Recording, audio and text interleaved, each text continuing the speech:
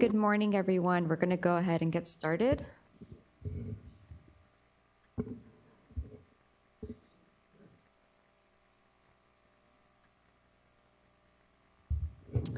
Hi, my name is Shuka Rastagarpur. I'm an environmental scientist in the Industrial and Construction Stormwater Unit in the State Water Resources Control Board. I'm going to be here for you to go over the proposed Industrial General Stormwater Permit Amendment Staff Workshop. I'm just going over the agenda for today. I introduced myself. We have staff and management here to my right. We have Laurel Wardrop, who is the senior for the Industrial and Construction Stormwater Unit. We have Charlo Arzadon, who's an engineer in the Industrial and Construction Stormwater Unit. We have Ryan Mallory Jones, who is our chief counsel.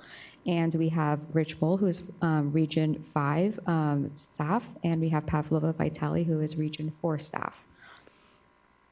I wanted to know the emergency evacuation information. If you start hearing fire alarms going off, please exit from the doors from the back of the room and go down the stairs and exit the building. And I believe our location site is supposed to be Cesar Chavez Park, which is located across the street.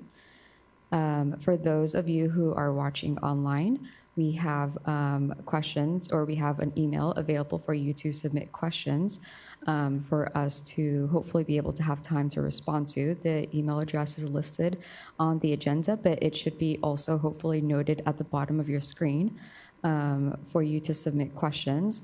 Our priority is to answer as many questions as we can for you today. If we run out of time, we will ensure that we will be able to follow up with you so that we can answer your questions. Essentially, the purpose of this staff workshop is to go over the proposed amendment to the Industrial General Permit. There's a lot of technical information for us to be able to present to you, and so the purpose of today's workshop is to answer any technical questions that you might have. The items that we are going to review is the sufficiently sensitive analytical test method requirements, the total maximum daily load implementation requirements, and the optional industrial stormwater capture and use incentive requirement, which is also noted as the compliance options. We will be having a 15-minute break and any other breaks as needed, but we do have a 3-hour time period, so we want to be able to cover as much as we possibly can today and be able to answer as many questions as we can. As for the next steps, our board meeting is scheduled for November 6th, unless I am wrong, for the adoption of the proposed amendment to the industrial general permit. And from there, you are welcome as stakeholders to participate at the public workshop or at the board meeting the day of. I believe the information is on the public notice that was released with the information for today's workshop as well.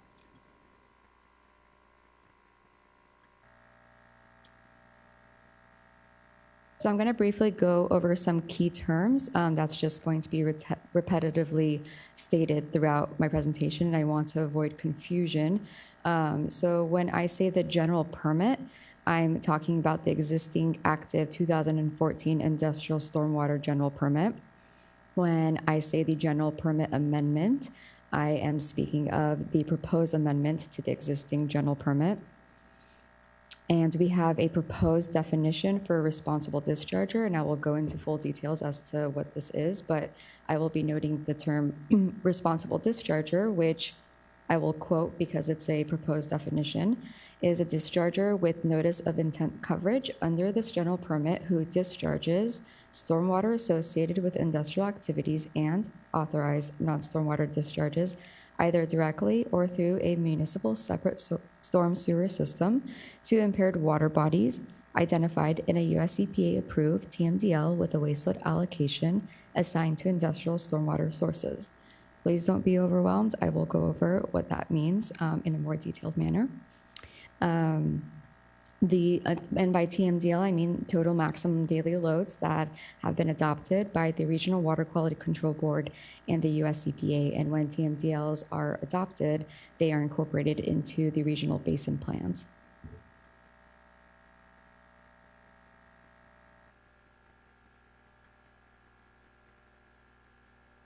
So our requirements to implement the requirements of the total maximum daily loads is in the findings in the existing general permit.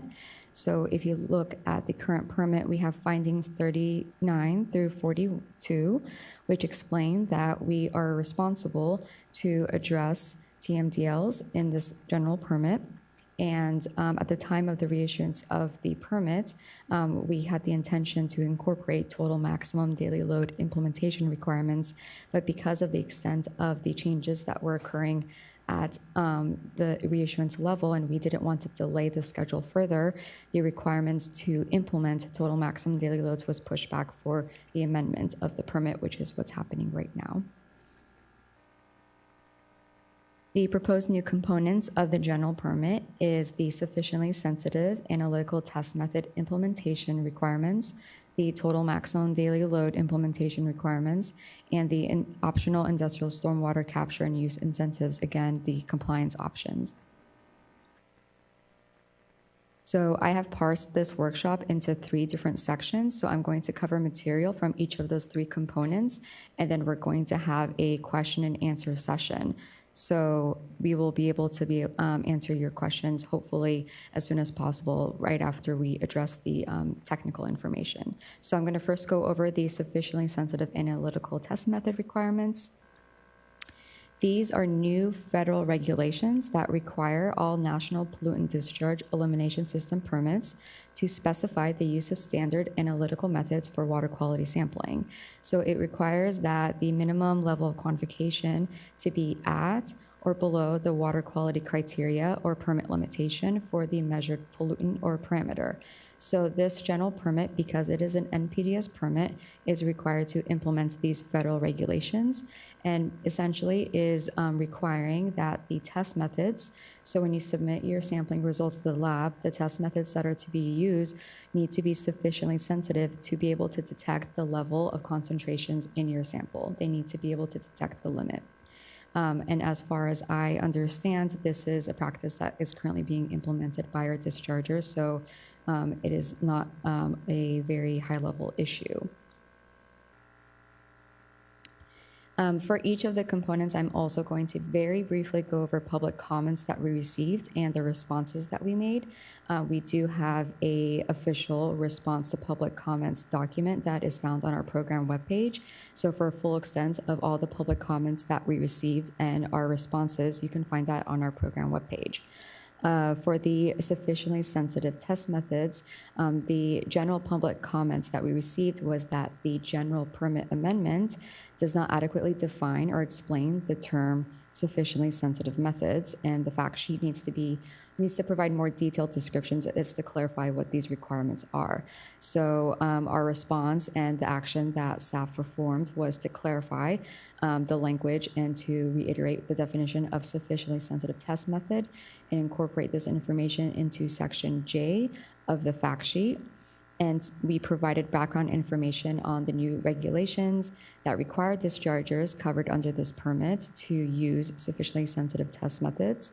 And we provided more additional information that is all addressed in the fact sheet. So this public comment was addressed by providing more background information as to the proposed requirements to implement these adopted regulations.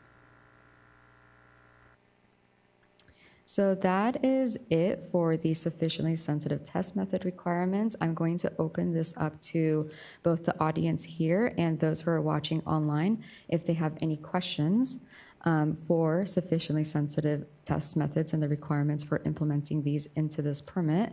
You're more than welcome to ask now. And we have Charlo here who has a microphone, and we will be required to have everyone speak into the microphone because this is being recorded and webcasted. So if there's anyone who wants to ask a question, your last chance, can't. Okay, I think we're good. Do we have any on the, yeah? So are the test methods currently in the general permit served to comply with that sufficiently sensitive test method requirement?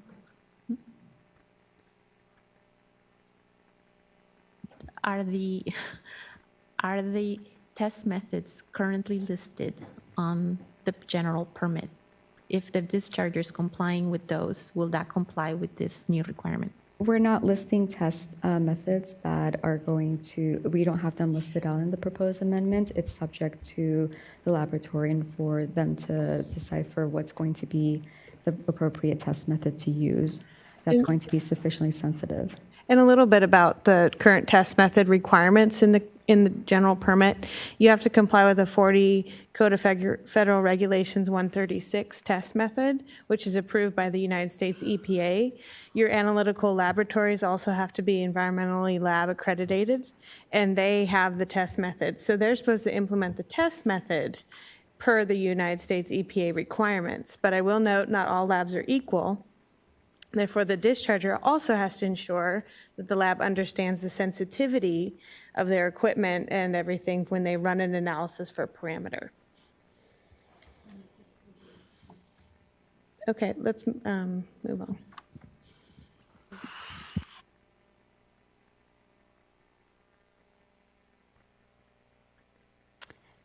All right, so moving forward to the bulk of the workshop and what we want to thoroughly address is the total maximum daily load implementation requirements.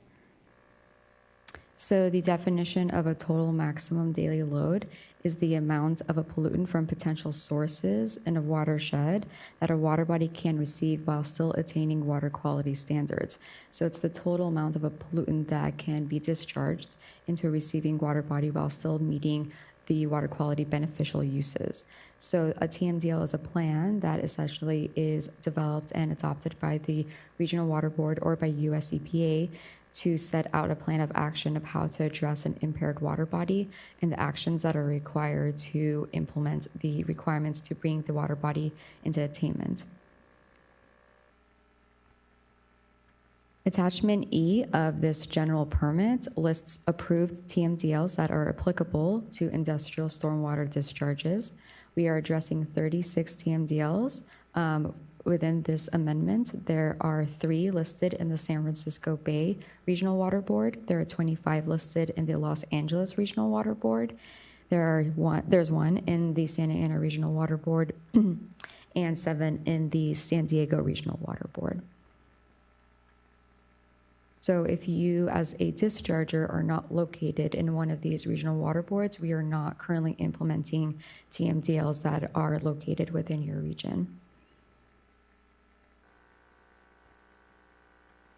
So to cover the translation requirements into this proposed general permit, TMDLs that have assigned a waste load allocation to industrial sources are proposed to be translated into this general permit as TMDL numeric action levels and numeric effluent limitations. I will cover this in more detail as we move forward, but just a brief glance over attachment E, table E2, it identifies the impaired water bodies or water body or watershed that is impaired.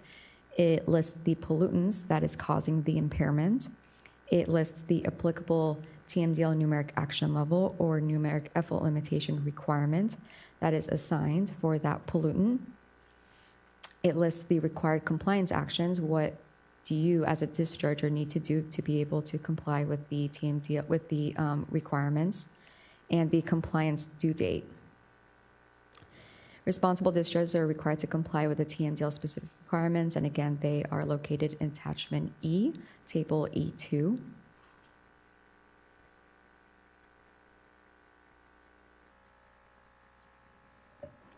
So again, I'm going to go over briefly public comments that we received and our responses. This does not contain the full extent of all the public comments that we've received.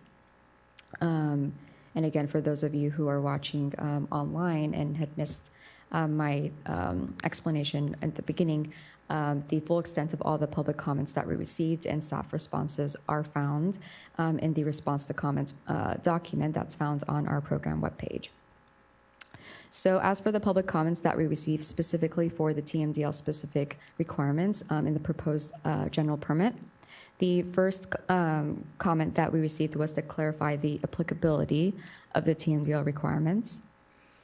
The second comment that we received was to confirm that the existing general permit requirements continue to apply to those that are labeled as responsible dischargers, meaning does the stormwater pollution prevention plan requirements still apply? Does the assessment of pollutant sources still apply? Do the monitoring requirements still apply?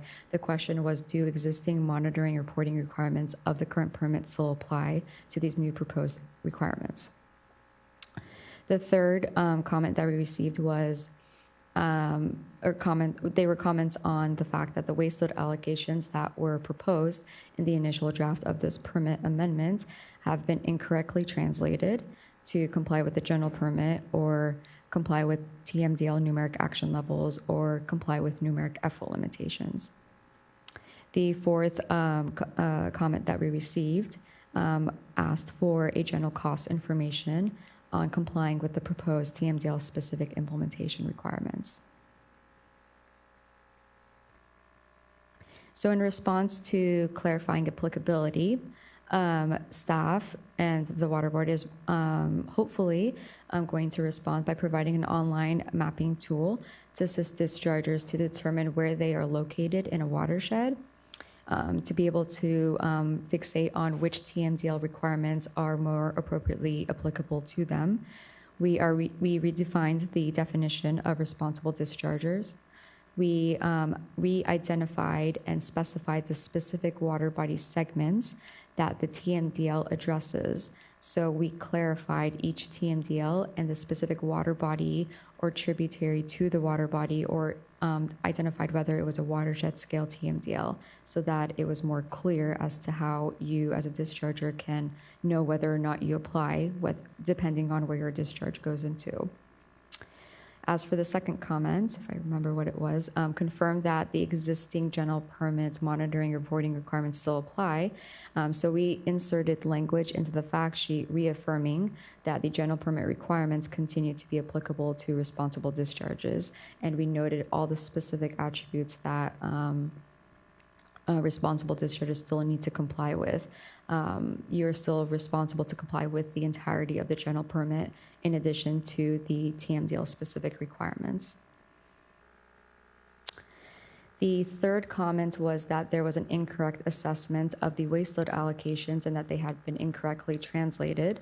So staff's responsibility was to go back and reread and review all of the TMDLs, the 36 TMDLs that we are addressing in this proposed general permit.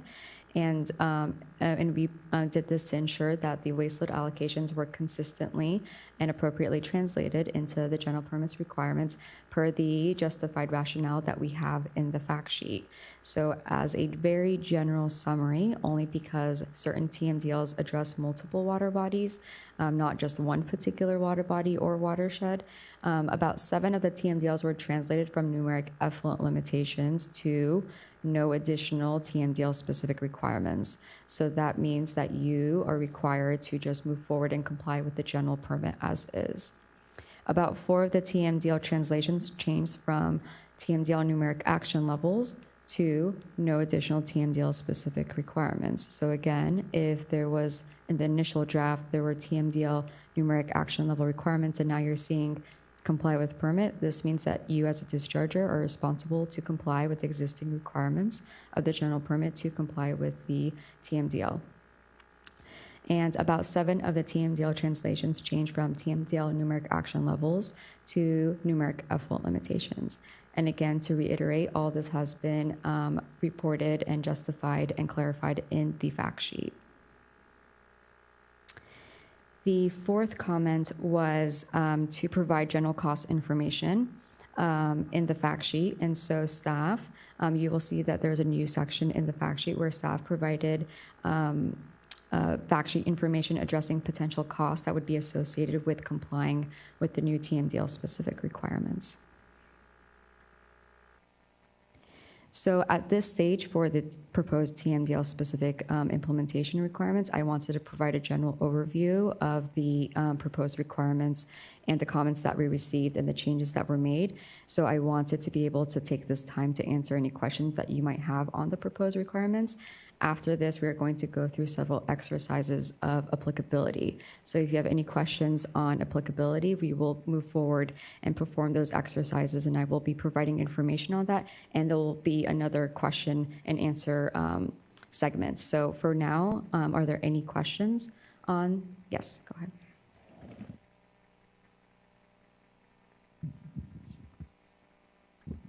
Yeah, hi, Shuka. This is John Berg with the Pacific Merchant Shipping Association. And in regards to the mapping tool and identifying the specific water bodies, you mentioned we hope to get there, and I was just curious if you have an estimate as far as when those tools might be available, and how would the availability of those tools impact the eventual enforcement date? So the online mapping tool that John mentions is going to be a tool that is going to show the TMDL watershed boundaries that are specified in each TMDL. So it's a very unique watershed boundary that is described in the TMDL. And our purpose with this mapping tool is to provide dischargers a tool to see where their facility is located within any of these watersheds, just so that it gives you a better perspective of what watershed that you lie in, what watershed that you are in. And as far as when it will be available, the intention is to have it available prior to the effective date, so that it gives dischargers an adequate amount of time to understand where they are located in the watershed and to be able to move forward to identify which water body they're what their receiving water body is and where their discharges go into. In addition to the mapping tool, we also are going to provide a flowchart that is also in response to public comments that we received, that will be able to navigate dischargers to know whether or not the TMDL specific requirements even apply to them, so that it kind of removes that sort of process of dischargers unknowingly comply with requirements that they don't need to comply with.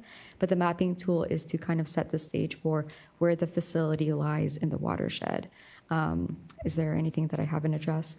No, that's great. Okay. So would the water board staff's recommendation to the board be to not adopt an effective date or enforcement date until those tools are in place? Those So tool- I'm going to jump in. This is Laurel. We're working on those tools right now. So it's not that we're waiting for adoption to start working on those tools. So, but we are waiting to have those tools go public until after the adoption date. My recommendation is that you don't, if you know where your facility's receiving water is, which you are required to know today, and you were required to know in 1997, if you know where your water goes, you know what TMDLs would apply to you in Attachment E because it's very clear which watersheds or which water bodies. I think that the mapping tool will be very helpful for facilities who don't know what their receiving water is, and it will help navigate them. So my recommendation is to try to figure out your receiving water now, and then the mapping tool will just help confirm some of the things you found.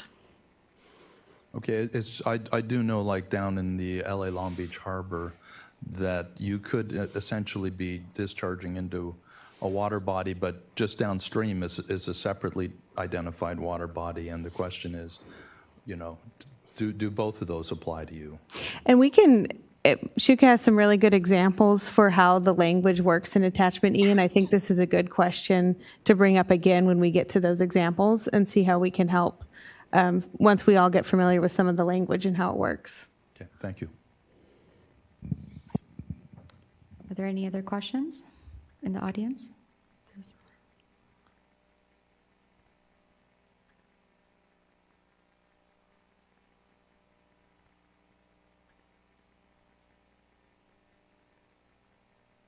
Thank you. A question about the costs that you came up with. What was the basis of those costs for the installation and maintenance? Did you have any real world examples that you used? So I worked on that, and no, it was based upon research that we found. We had a very short time schedule to get that information together. So it was just very basic, very general cost information. Yeah, when I looked at your references, it looked like you're using information from Hawaii. Is that right? For one of the resources, yes. Yeah. That's unfortunate because we have a lot of examples here in California, and I don't think that works for California. Okay, I understand. That doesn't seem right. And when I calculated, it looks like you came up with $1.57 billion for the existing maintenance for existing IGP, and then you said it might go up to $1.74 billion. Was that what you used for that estimate to increase it? I would have to, maybe at the break, you can show me what number you're speaking It's of. section F7 of the fact sheet. Okay, hold on. It has some numbers in there. I have to get to the section. And while you're going to that, just based on our calculations, we've installed several of these throughout California on underground infiltration systems, and our calculations like double what you have total number. And I would imagine that, so the intent of the cost wasn't to say it wasn't to say that this is cheap. We understand that it's expensive. No, but I differ with you on that because you was a lot of words in there where you say it's moderate or medium cost or maybe cost effective. So it doesn't match with the wording that you were using. Okay. Throughout the fact sheet on the costs. There are a lot of problems with your costs. Okay. It doesn't seem to match real world examples, which in fact, when you referred to your cost estimate basis, you were referring to stuff that was over 5 years old, and we've installed probably a dozen of them since then. Hold on, let's go back to your first question. So you said the cost of compliance with the general permit was approximated to be $1.74 billion. That's from our cost analysis that we put out when the permit was adopted. Right. So that's where I was getting that number. I'm not saying that the number is 100% correct. I was just using what we put out. But then you showed an incremental increase to 1.74 billion. So that's based on something, but I don't think the information is very good basis for that. Probably not correct. And then you don't really give any information for some of the cost estimates that you provided for metals treatment. And so I think that's problematic because that's one of our biggest issues that we have is trying to treat metals down to the levels that you've got for these TMDL limits. Yeah. There just isn't, you don't have any references for those, but yet you make statements about whether it's cost effective or you said you use words like medium cost, which don't mean anything to us. I mean, we're actually building these and installing them and paying for them, and it seems really inadequate. None of the information seemed to apply, or you didn't have backup information for the costs. Are you going to do anything in addition to try to address those issues? I can bring it up with our council about if they would like us to add more information. I don't agree with that. I think you need to look at real world examples. Of No, people and I who are agree actually with you. Permitted Yeah. and installing these and going through the I the understand. process. I don't think our council is going to help with that, in my opinion, but Okay, well, like I said, we didn't have a lot of time, and I apologize for the information being fairly generic and disagreeable, but we will work to do what we can to fix it after I talk to our council.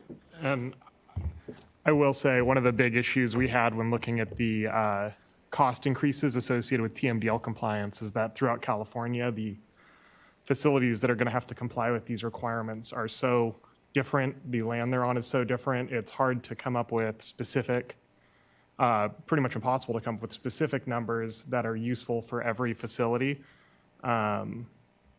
which is why we went with a generalized analysis looking at different research that we had available to us, a lot of which I think was submitted in the comment period, or some of which at least was submitted in the comment period. Yeah, and it was from, I tried to cite every resource I used to make it transparent, but I understand that costs are extremely difficult, and every site's a little different, and they're expensive. So we can talk at the break and see what to do to accommodate the request. I don't agree with the last comment that was made by are you the council? Yes. Yeah, I don't agree with your comments. Okay. There's a lot of data, and that what you said isn't right. I don't think it's right. So, Okay. disagree.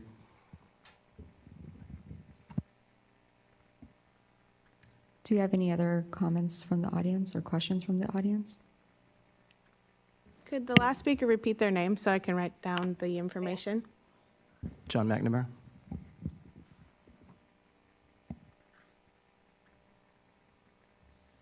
Want me to stand? And we have one on the web, Shuka. Or two. Oh, the video just went down.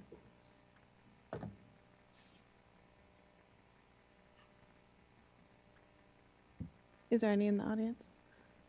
Oh, Oh, I'm sorry. Okay. I'm Ruth Kolb. I'm with the City of San Diego.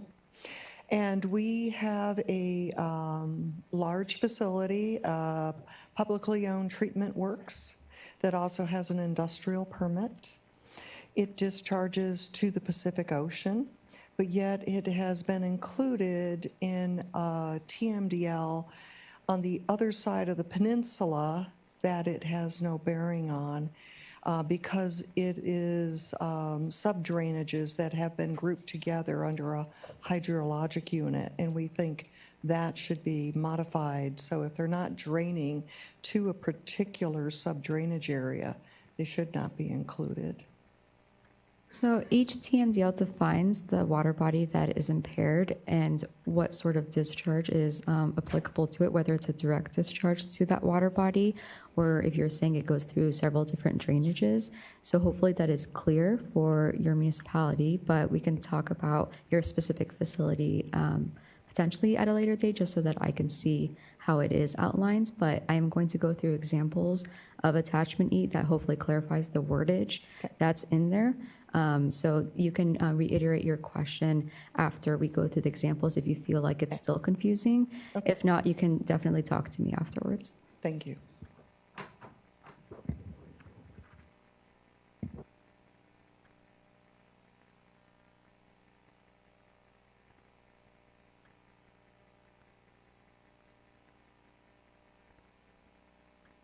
okay, so I'll read off the two from the web. One says, in Table E2, which is an attachment E, the compliance dates are not identified. When will they be available? So this is the one where the date is not actually input into the table yet because the board has not adopted the amendment, the proposed amendment. So Shuka, I believe you're going over examples of what the effective date means in the table. Yeah, so I'll go over the table and the columns and the rows and what each of the terminologies mean. But if there are, in the compliance deadline section of Table E2, if there is upon effective date of the TMDL requirements labeled in that section, it means that the compliance date of that TMDL has most likely passed. And so we are not enforcing a new proposed date. You are responsible as a discharger to comply with the TMDL requirements upon effective date of the permit. And so we can reiterate what that means once I start going through the TMDL specific requirements and attachment E. But essentially, when you see that date or the verbiage in the compliance deadline that says effective date is effective date of the permit, it means that the TMDL had established a date that has now passed. So those TMDL requirements are required to be complied with immediately, and that's effective immediately of the permit.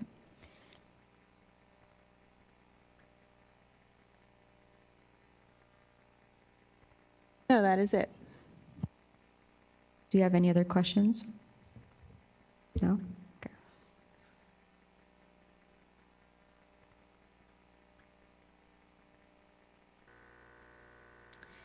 All right, so we're going to go into TMDL applicability and go through several exercises, which hopefully will be helpful for you to understand attachment E, table E2. So I'm going to just go ahead and reiterate the proposed definition of responsible discharger. And the proposed definition is essentially addressing dischargers that are required to comply with the TMDL specific requirements in addition to the general permit requirements. So a responsible discharger is a discharger with notice of intent coverage under this general permit who discharges stormwater associated with industrial activities, including authorized non-stormwater discharges, either directly or through a municipal separate storm sewer system to impaired water bodies identified in a USCPA-approved TMDL with a waste load allocation assigned to industrial stormwater sources. The TMDL specific permit language does not apply to dischargers that have a no exposure certification coverage or a notice of non-applicability criteria because you are not discharging, so you are not sampling, and so TMDL specific requirements are not going to be applicable to you. This is only restricted to dischargers with a notice of intent coverage because you are discharging. And to reiterate, all the proposed TMDL specific requirements are in attachment E, table E2 of this general permit, and is posted on our program webpage along with all the other attachments and the proposed order and the proposed fact sheet. So I've developed a sort of guidance for determining applicability of the TMDL specific requirements, and we're going to go through each of them before we get to the exercises. So the definition of responsible discharger, again, to reiterate, it's a facility that has a notice of intent coverage under this general permit. It's a facility that discharges stormwater associated with industrial activities and authorized non-stormwater discharges, and that the facility or the discharger has identified that the discharges go directly or via an MS4 into an impaired water body that is identified in the TMDLs that we are addressing. The responsible dischargers need to determine the watershed that the facility lies in as a first step. And so the mapping tool that we provide hopefully kind of sets the stage for you to know where it is that you exactly lie within the watershed and which TMDL is mostly applicable to you. The responsible discharger will need to determine their facility's immediate receiving water body per the definition of responsible discharger. So you need to identify whether your facility is discharging to a creek or a storm drain. You need to know where the storm drain leads to. You need to identify the most immediate water body that your discharge goes into. That is the first step to knowing and being able to understand the proposed attachment E requirements and being able to know whether the TMDL specific requirements apply to you. So large picture, know what watershed you're in, and then small picture, you need to know per the current permits requirements, you're responsible to know you're the first water body that your discharge hits. And then from there, it is also very important to know whether the water body that your discharger goes into is a reach or a tributary to a larger system. You need to be able to outline the entire system to know whether or not the TMDL specific requirements apply to you. And I will be able to go into full detailed length of why that is important when we go through the exercises. The third guidance that I wanted to provide is you are applicable as a responsible discharger if you have identified in your pollutant source assessment if you are handling the industrial materials at the facility, and if those industrial materials have a potential to discharge via stormwater. So if you have identified that you have pollutants in your pollutant source assessment that have the potential to be discharged, that you are currently sampling for to be able to meet your numeric action levels, those pollutants are going to be, whether or not they'll be listed in attachment E is up for you to determine whether or not it applies to you. So if attachment E has requirements for you to sample for copper, but you don't discharge copper, you're not going to be forced to sample for copper. So it is very much in line with your pollutant source assessment. Whatever you have identified in your SWIP for your pollutant source assessment is what you're going to continue to be sampling for.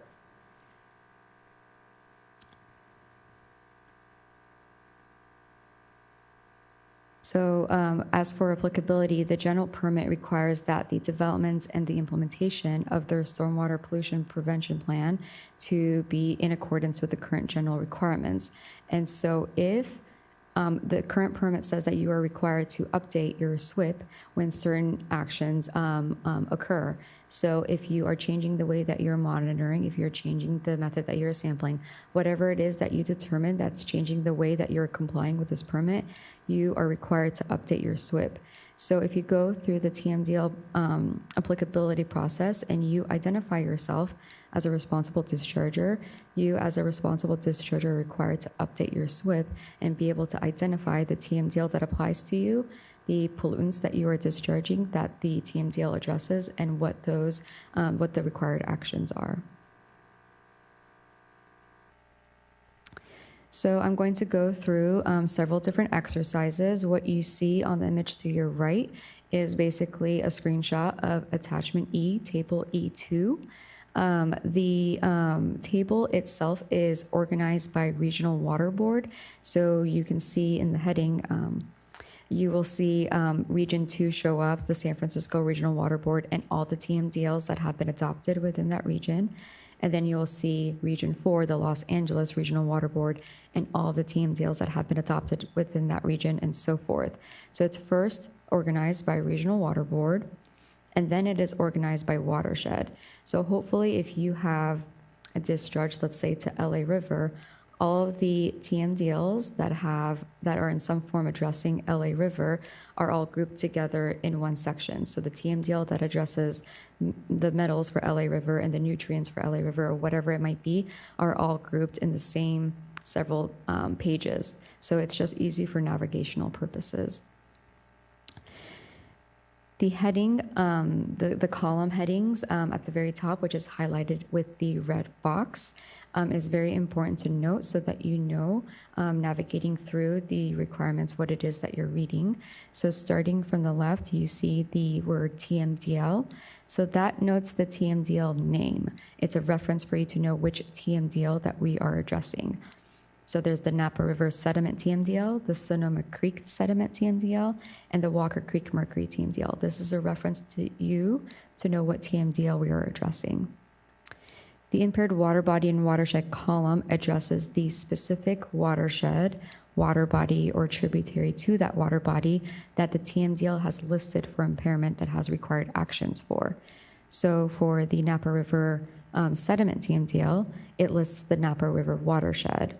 So it is saying the entire watershed is impaired for sediment. So any discharge going into the Napa River watershed is subject to these requirements. And it identifies the pollutant in the following column, which is sediment, which hopefully everyone is sampling for. And it notes the additional TMDL related requirements, whether there is an assigned TMDL numeric action level or assigned TMDL numeric effluent limitation, which for this Napa River sediment TMDL, there is none. And then it proposes the required actions. What do you need to do with that assigned TMDL related value, which says comply with permit. So no additional reactions are required from you to comply with this TMDL. You are responsible to comply with the general permit as is. And as for the question that we received earlier, for the compliance due date, the compliance due dates listed in this column are either dates that come from the TMDL itself. So the Regional Water Board has adopted an implementation plan for when that TMDL should be in compliance. So that date is referenced from the actual TMDL. If you see what you're looking at on your screen, which is effective date of these TMDL requirements, it means upon effective date of this general permit, these requirements are applicable to you and need to be met.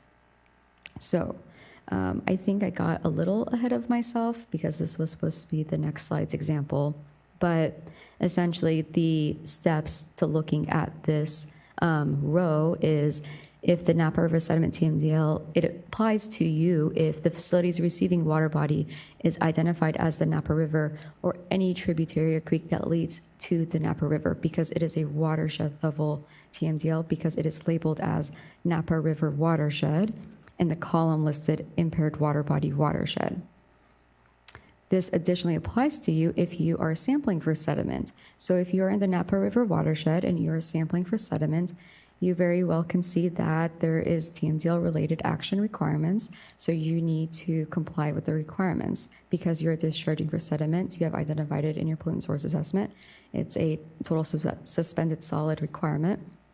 So when you see that there are no additional requirements to comply with the general permit upon effective date of the proposed general permit, you know that moving forward, complying with the general permit as is compliance with this TMDL, and there are no further actions required of you.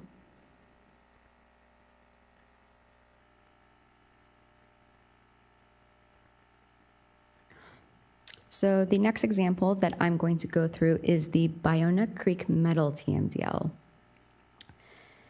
So the Bionic Creek Metal TMDL, the image that you see, if you are watching on the webcast, the images that you see is reflective of the attachment E, table E2, that you see in the proposed general permit. These are just simply screenshots of the table to go over the examples. So the Bionic Creek Metal TMDL for this example applies if the facility's receiving water body is identified as Bionic Creek or Sepulveda Canyon Channel. It's or. If you are directly discharging or via an MS4 solely to Bionic Creek or solely to Sepulveda Canyon Channel, step 1, this applies to you.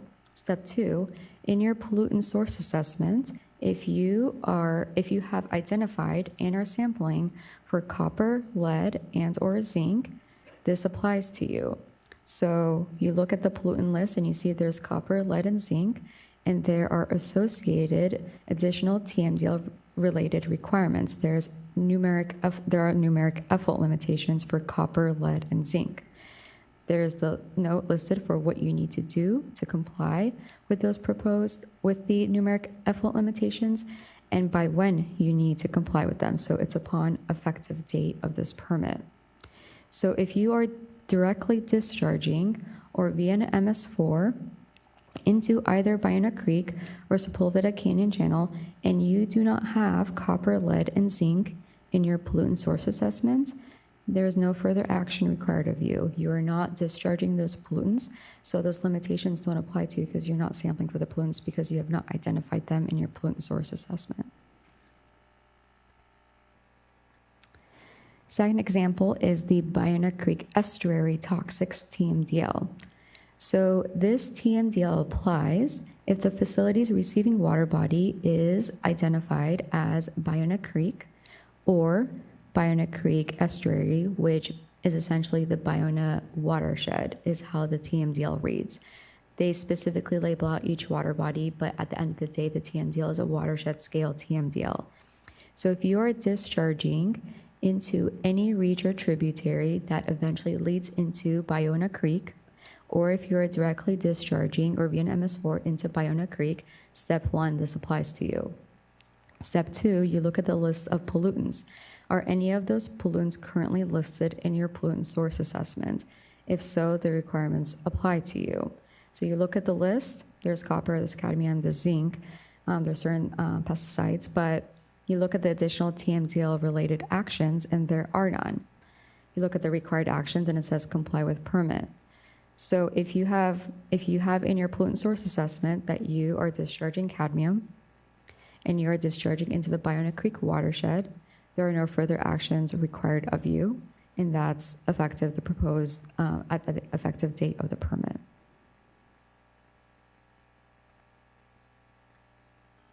And when we go over questions, I'm more than welcome to go back to specific examples as well. I don't want to rush through it, but I also don't want to linger because there's a couple more.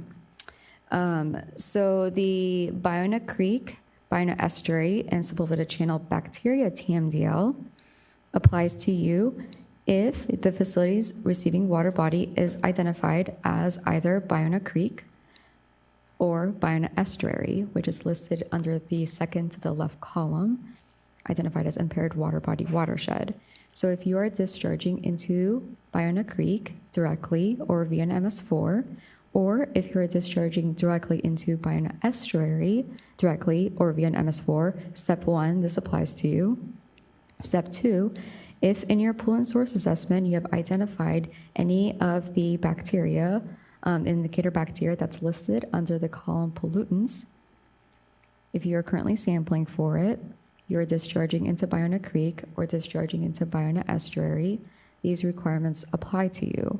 You are required to meet the requirements listed under additional TMDL related requirements, the required actions, labels out how to implement this through the permit, what you need to do to submit your sampling results, and the compliance due date is July 15th, 2021. That date comes specifically from the implementation plan of the TMDL. That is what was adopted by the Regional Water Board. So if this standard or if this applies to you, you're responsible to be able to meet the numeric effluent limitation, the TMDL numeric action level requirements by July 15th, 2021. The next example is the San Gabriel River Metals and Selenium TMDL. And this example is unique because it addresses the watershed, water scale, tributary to issue that a lot of public comments had highlighted. So this TMDL applies to you if the facility's receiving water body, for example, is identified as the Artesia Norwalk Drain. It's a tributary to Cayuga Creek. If you have identified the drain as your immediate receiving water body, you should know that it is a tributary to Coyote Creek. Why? Because in the impaired water body and watershed column, the water bodies listed is San Gabriel River Reach 2 or its tributaries, or the Coyote Creek or its tributaries. So when you identify the Artesia Norwalk Drain as your immediate receiving water body, if you do a find search option in attachment E, you're not going to find that listed in this table because it is a tributary to Coyote Creek. So that is why I emphasize that you need to know your immediate receiving water body and whether or not it's a tributary to the highlighted water body from the TMDL. So that's why I emphasize that you need to know first what watershed you lie in, know what the major river system that you are potentially responsible for, but you also need to know your immediate receiving water body and know whether it's tributary to the larger system or to the water body that's going to be listed in attachment E. So, for example, if you are discharging immediately into the Artesia Norwalk Drain, which is a tributary to Coyote Creek, you see that the pollutants listed is copper or lead. And if in your pollutant source assessment you have identified that you're potentially discharging copper or lead, the proposed numeric effluent limitations apply to you.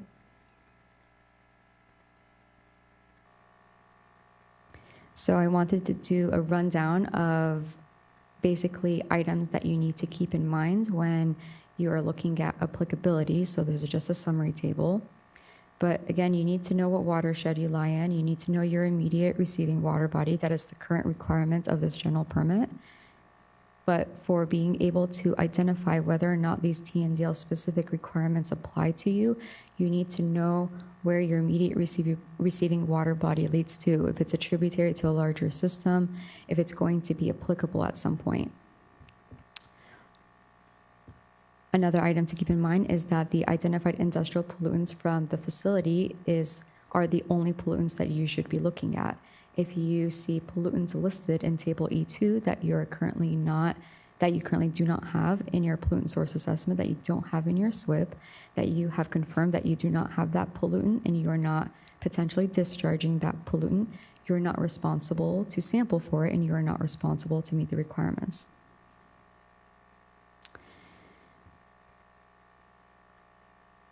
So the third bullet, I'm looking at the third bullet. So also to keep in mind the scale that the TMDL specific applicability in Table E2 emphasizes. So the verbiage should hopefully be very clear. If it says Napa River watershed, it is the watershed. So if you lie anywhere within the watershed, any water body that you discharge into within that watershed that eventually leads into the Napa River, you are applicable. If it solely lays out Bionic Creek, it is only discharges to Bionic Creek or via an MS4 discharges. If it says Bionic Creek and its tributaries, it is discharges directly into Bionic Creek or via an MS4 into Bionic Creek, or directly or via an MS4 to any of its tributaries to Bionic Creek. And I also wanted to have you be mindful of the effective date TMDL requirements. So the compliance due date for a lot of these TMDL requirements are upon the effective date of this general permit, because due to unfortunate circumstances when we are now implementing the requirements for the TMDL specific requirements, a lot of these compliance deadlines have passed. So when we take this to the board on November 6th, if the board adopts the proposed general permit, we as staff have a proposed recommendation for the effective date. You as our stakeholders are responsible to provide your input on a proposed effective date, but the effective date that is listed in the compliance due date for the TMDL requirements is because the actual compliance date of the TMDL has passed. So we have to implement the requirements upon the effective date of the permit, whatever date that might be. In responses to public comments that I mentioned earlier with John's initial requirement comments, we are developing a TMDL implementation flowchart.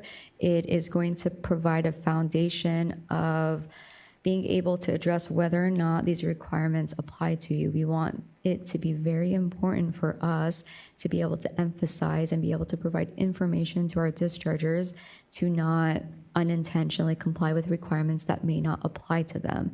So the purpose of the flowchart is in response to public comments, and we want to be able to provide information in a navigational way for dischargers to know whether or not the TMDL specific requirements are going to apply to them. The second resource, again, that we are providing is a mapping tool for the TMDL specific applicability. So the TMDL plans have identified the specific watershed boundary that is applicable for that TMDL and what it is addressing. So we have outlined those specific watershed boundaries onto a mapping tool, and we are hoping that it will overlay over the facility latitude, longitude coordinates, so that you can initially identify as a facility where you're located in that watershed, which watershed, what TMDL watershed that you are located in. So that would be like your first step, that you would need to know what watershed you're located in. Second step would be for you to know what your immediate receiving water body is and how that connects. So this is a time to go over questions for applicability. We have a lot of time to go over this exercise, so don't be shy. Thank you. Tim Simpson from GSI Environmental. I think I know the answer to this, but I'd like some clarity just to confirm from the Water Board. The TMDLs don't stack. So a discharge to the LA River, discharge to the LA River is not implicated by the harbor toxics TMDL. Is that correct? Yes. Thank you. So it's identified in attachment E. So if it was the LA Harbor watershed, it would have been any flow that goes into that harbor, which is not the case.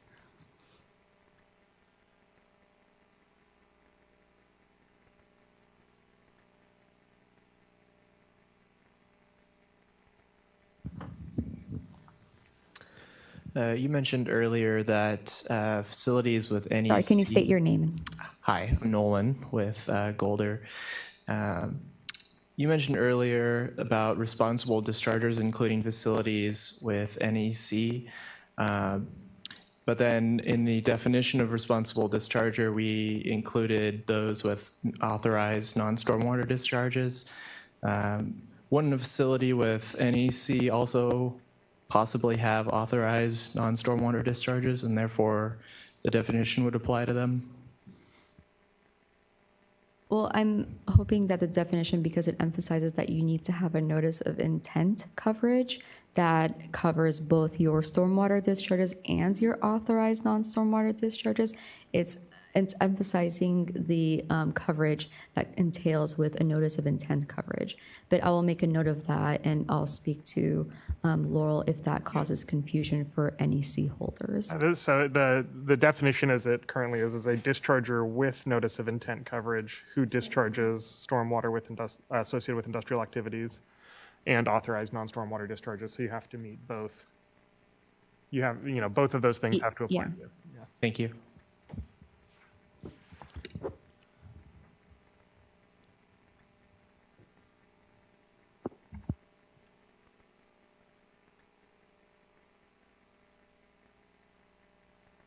Thank you. Sandy Matthews with Larry Walker Associates.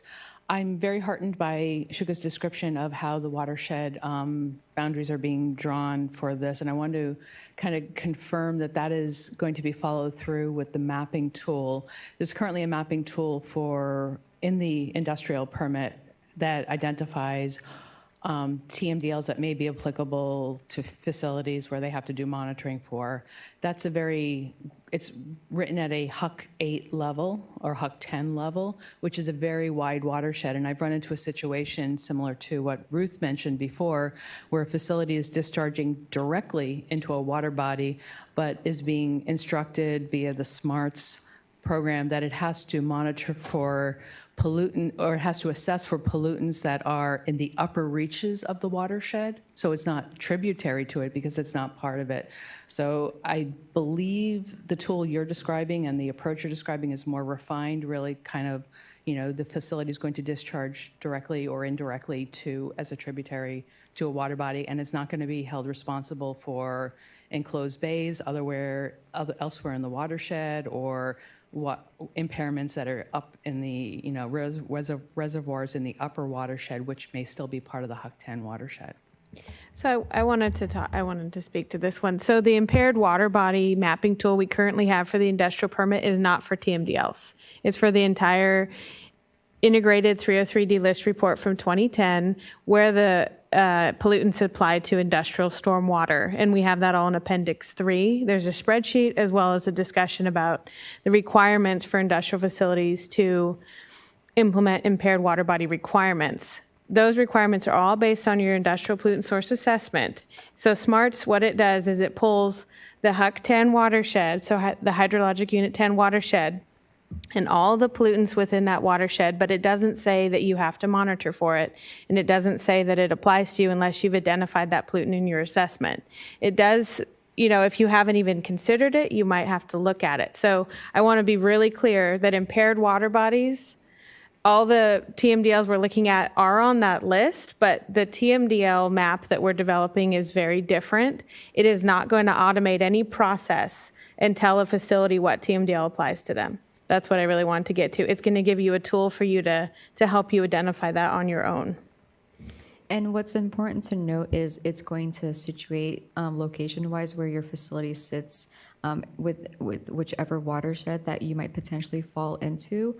But we have made a note and emphasize this in our fact sheet that you might not be discharging into that watershed. You might have some sort of system going on that's going completely outside of the watershed. You might be on the boundary, but going into the other watershed. It's just a visual tool for our facilities who have absolutely no idea what's going on, for them to place them and see where they are in the watershed. But again, this is going to formulate the process of having them understand that they still need to know what their receiving water body is. David Swartz, Pacific Gas and Electric. Would you please speak to how responsible dischargers are impacted by this permit if they're discharging in an area with the TMDL where the required action in Table E2 is compliance with the general permit? How does that change their compliance expectations and responsibilities and liabilities? So if you go through the guidance process that I provided, where it says how you can even identify if you're a responsible discharger. So if you've noted that your receiving water body is one of the water bodies listed, and in the pollutant column, you have identified that you are looking at those pollutants and you are sampling for those pollutants, but it says comply with permit. The expectation is that you need to note in your SWIP that these TMDL requirements apply to you and that these are the actions that are required. There's no further actions because of what's laid out in the fact sheet. But you as a discharger should know, hey, this TMDL applies to us because A, we are discharging in this water body, and our pollutant source assessment says that we are discharging zinc, but, and these are the levels, and this is the compliance date, but it says comply with permit. We don't need to do any further actions. And it's important to note this because it is unpredictable to know how this permit is going to transform, what further requirements are going to be needed if a new TMDL is established, but you as a discharger are responsible to note this information in your SWIP.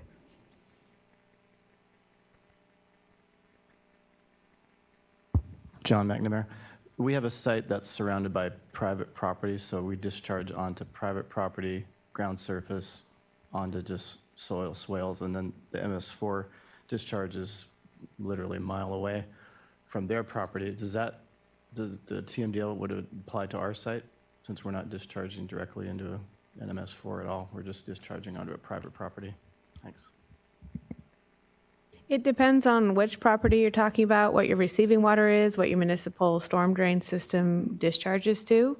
So we need a little more information on exactly the hydrology of your site. Yeah, we just discharge onto their site from our site. They discharge onto our site, we discharge onto theirs, and then it travels over the ground. So it's just open drainage. Right. So if you We don't were discharge directly to an MS4. so you're saying you discharge not directly to an MS4, so you're tributary to an MS4? No, we discharge to private property. Right, Do you like hold sheet flow. notice of intent coverage? Yes. So basically, if your water is conveyed into a municipal storm system, that's a conveyance to waters of the United States. That's probably why you have the industrial permit in the first place. So where that municipal storm drain goes to, there must be a receiving water. You might have to know that depending on what watershed or where your facility is located, which I don't know.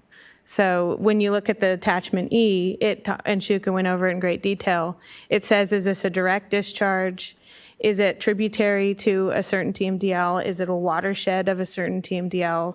So depending on where your facility is and what TMDLs may apply, that's where that interaction comes into play. So without knowing a little more information about the specific facility, it'd be hard to answer that question today. Yeah, I agree. But this is a site that's, let's say, 50 acres. They've graded it extensively, so they have developed all their own drainage system.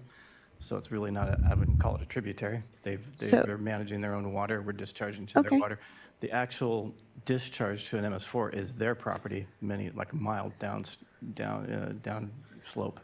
So it might not fit with what you just described, maybe not. Okay. Well, if you discharge to a municipal storm drain system, that is usually, if you discharge to a municipal storm drain system, a discharge to a receiving water is considered a direct discharge.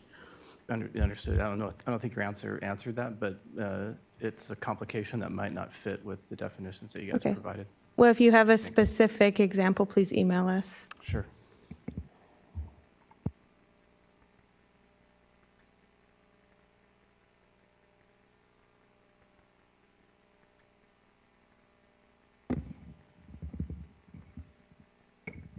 Sharon Simpson, Waste Management.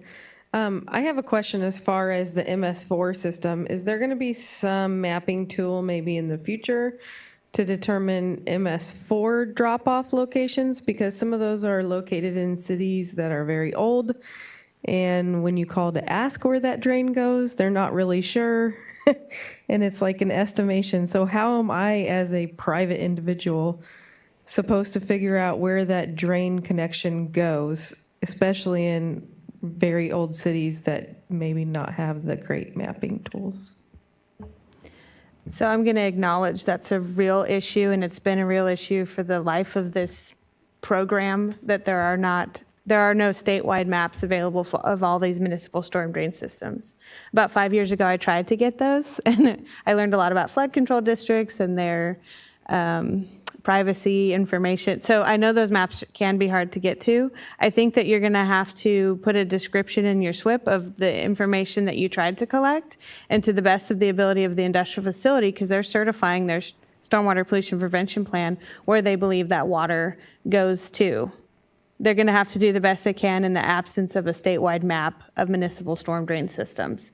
I do know there has been a little progress here in the Enhanced Watershed Management Plan mapping. So some of those facilities are trying to get better maps because of their own municipal stormwater program permit requirements. So I acknowledge that it's difficult to get some of this information, and we're going to just do the best we can. If there seems to be a trend with a certain area in the state that everyone's having trouble finding this information, we'd like to know about that so we can see what we can do. So work closely with your regional boards and work closely with your local jurisdictions and your discharger to do the best you can to get that information. And if anything, that's another highlighted purpose of the mapping tool that we are trying to provide, is if you can identify where your facility is located within the watershed, you can be able to pinpoint adjacent, water bodies that, that you might be potentially discharging into. But yes, just echoing what Laurel said. Also, the MS4s are responsible via their permits to know their drainage system. There's that expectation as well. But understanding there's a lot of coordination and collaboration required to be able to know where these drains lead to.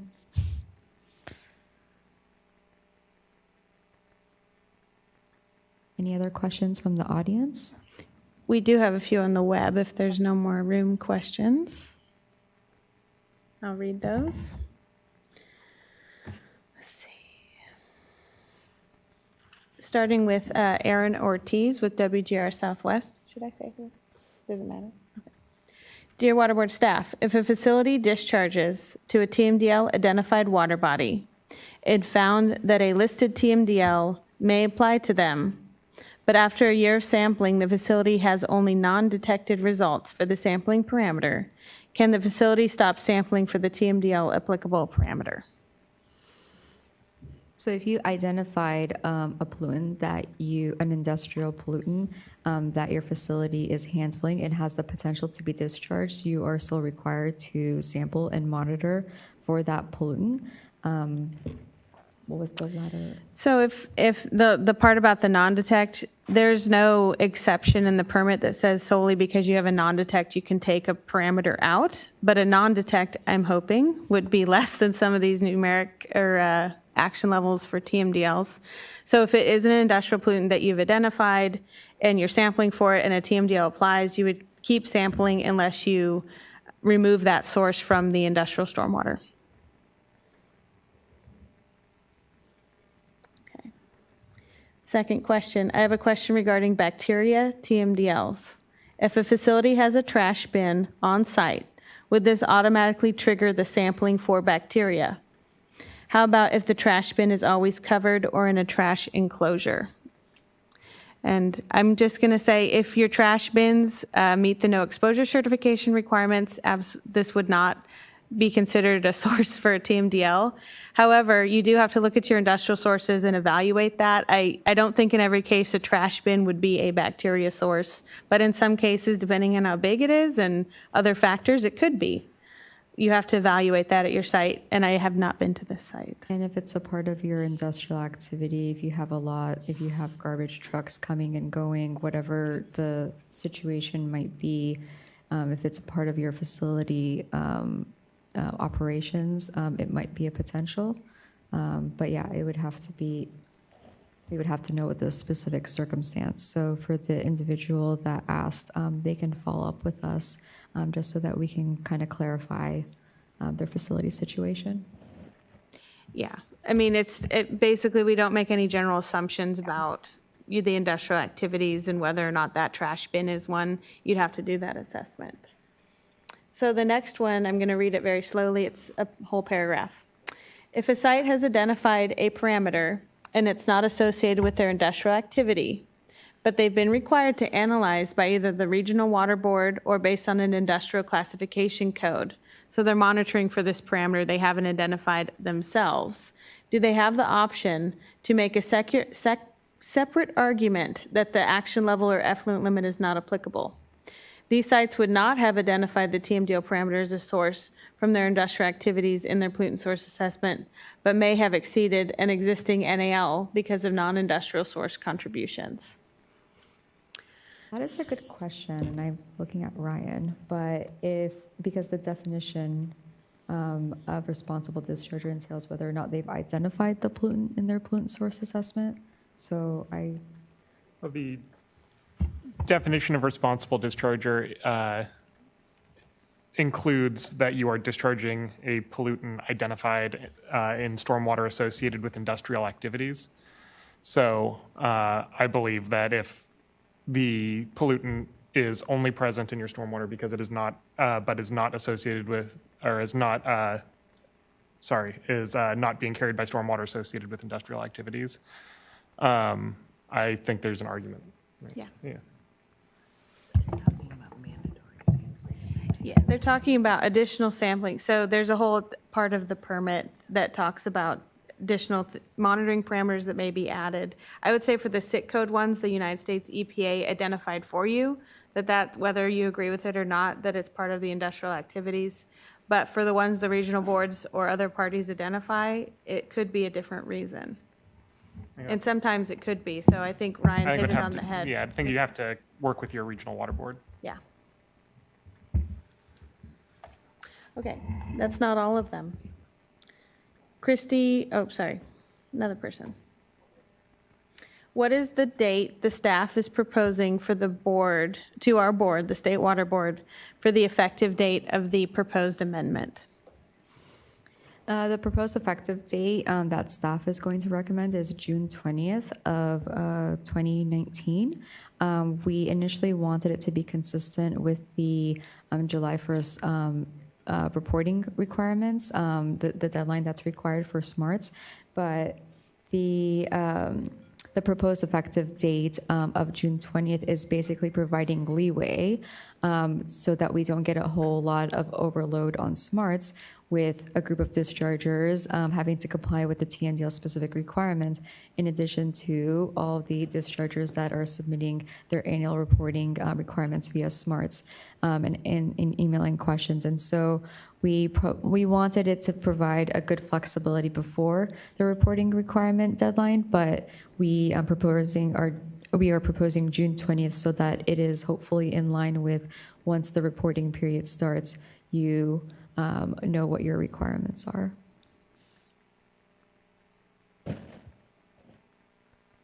Okay, one more, and we have one that we're holding till we get to the capture and use incentives, AKA compliance options. Okay, last one, Shuka, for now. If facilities that discharge into a watershed listed in attachment E, table E2, for example, Napa River watershed or Cayugas Creek watershed, could you provide some insight as to how facilities are to to determine if they're located within an applicable watershed for TMDL purposes. Does the existing mapping tool on the Water Board website provide the appropriate watershed for this purpose?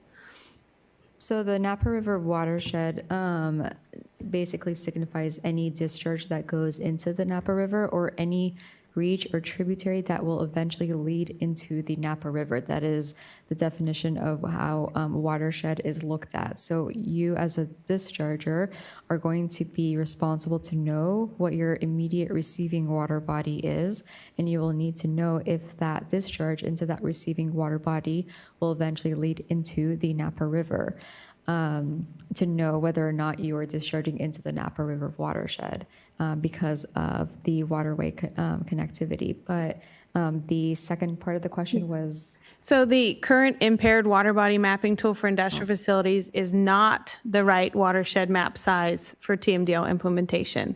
Once again, it is not the map size to use for TMDL implementation. And the third thing is, what are some of the resources available to do this today? Well, if you go into the fact sheet and you go to the links for the TMDL watersheds, the maps were provided in the actual TMDL plans. We just took them and we're trying to make a tool for everyone to use that's graphically available, but you can go look at those yourself using the links we've provided in the fact sheet. And you can get a good understanding of the size of some of these. And if you have any questions, you can email us, send us the link you're looking at for the basin plans and the TMDLs, and say, hey, is this the size you guys are using? We could say yes or no if it looks like the watershed we're using for the mapping tool. We've had to make very few assessments or adjustments, but they're very minimal, basically because the TMDL attachment E table that Shuka showed you, they talk about upper and lower limits for some of these very small watersheds, so we've had to create a couple, but most of them are based solely on those maps that you found, that you can find in the TMDL plans. There's a question. Oh, sorry. Tim Simpson again. With respect to the schedule, the implementation date, you're aware that in some cases, TNALs have been changed to TNELs, particularly for the LA River, and many clients are going to be very affected by that. And the prospect of being immediately out of compliance and potentially subject to minimum penalties is pretty scary for them. And I'm wondering if it's possible to get an extension. You know, the permit right now allows an extension of a year for certain reports. And I'm wondering if that could be done in the permit without having to request a TSO from the Water Board. Within the permit itself, there's ability with cause to request something like a 2-year extension if you have to do fairly large construction to meet those requirements. So the only date that we are flexible on setting is the effective date, and that's subject to the date that the staff is going to propose to the board, or whatever date that is suggested to the board at the adoption board meeting. That's the only date that we have flexibility on in terms of the effective date of the permit. So once that happens, yes, the numeric effluent limitations are going to apply at that point. But once that date is set, you're asking for a reporting requirement extension, or? Well, I guess an extension on when the TNELs will become effective. Does it have to be consistent with the implementation date? I'm not an attorney, but we're not looking to do any kind of compliance schedules in the permit once the board adopts it. So whenever the effective date is, if those compliance schedules had passed for the LA River, for example, those limits would apply immediately. And so the only relief would be a time schedule order with the local regional board? Based on my current understanding, yes, Tim.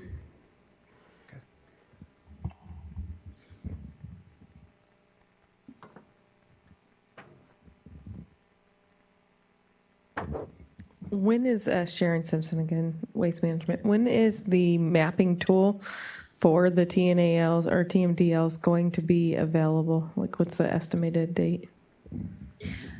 We're trying to get it done by the spring of 2019. So we're working on it it won't be, if I can do it, if I can't predict the future, but we're trying to get it out as soon as we can once the board adopts. We're not trying to delay it until your effective date passes. So we're really trying to get it out, but we can't put it out until the board adopts. But it's close. I can't give you an exact date, Sharon.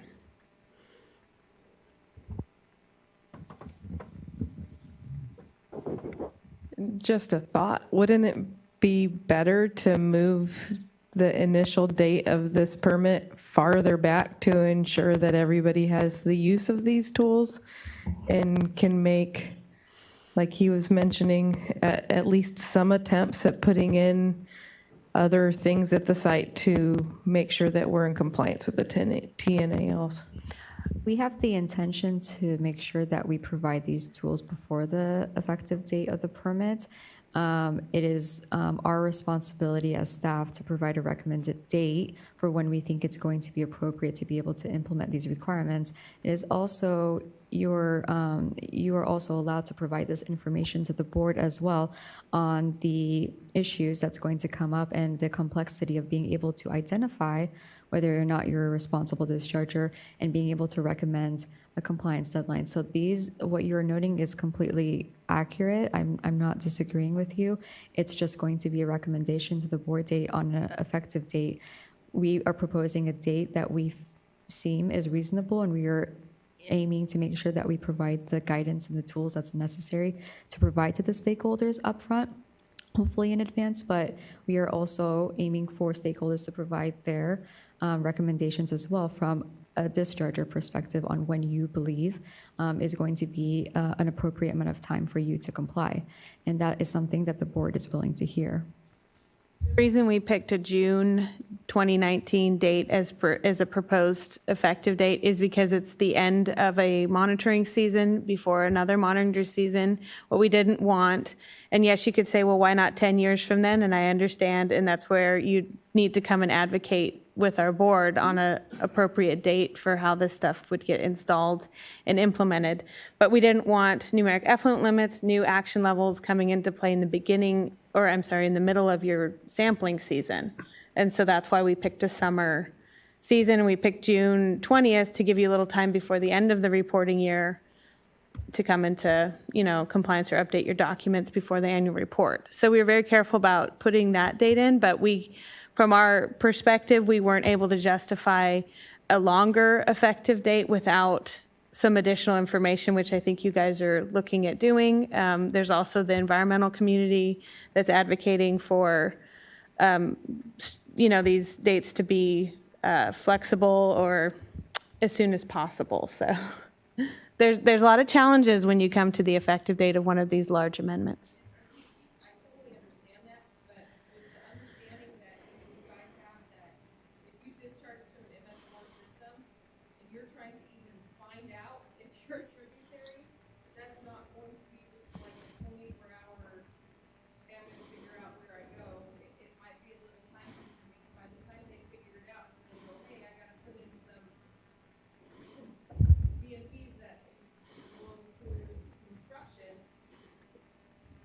Yeah. Months to a year minimum to put that in just to get the permits to do the treatment options.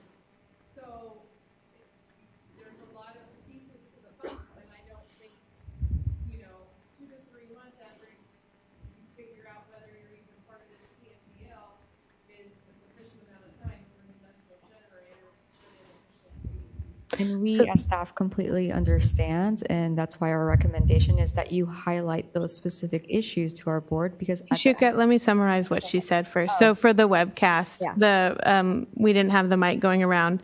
The concern is the time schedule to know where your industrial facilities stormwater goes, to then plan the construction installation of the BMP, and then, be ready to have this all ready in less than a year. Shuka, sorry.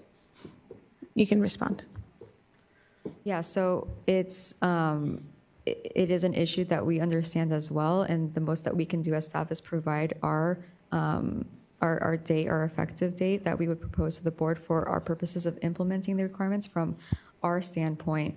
But it is very, very important that you, as a potential responsible discharger, to highlight all the issues that you just spoke to us about to our board members so that they understand the concerns of, if we're going to be able to effectively comply with these requirements, if you want to protect our watersheds, if you want to, eliminate the impairment of our water bodies, if you want to do this effectively, we need to provide time to be able to comply because of these barriers. So again, to reiterate to everybody, it is very important for you as dischargers, as potential dischargers, or as potential responsible dischargers to come at the board meeting and to emphasize those restraints.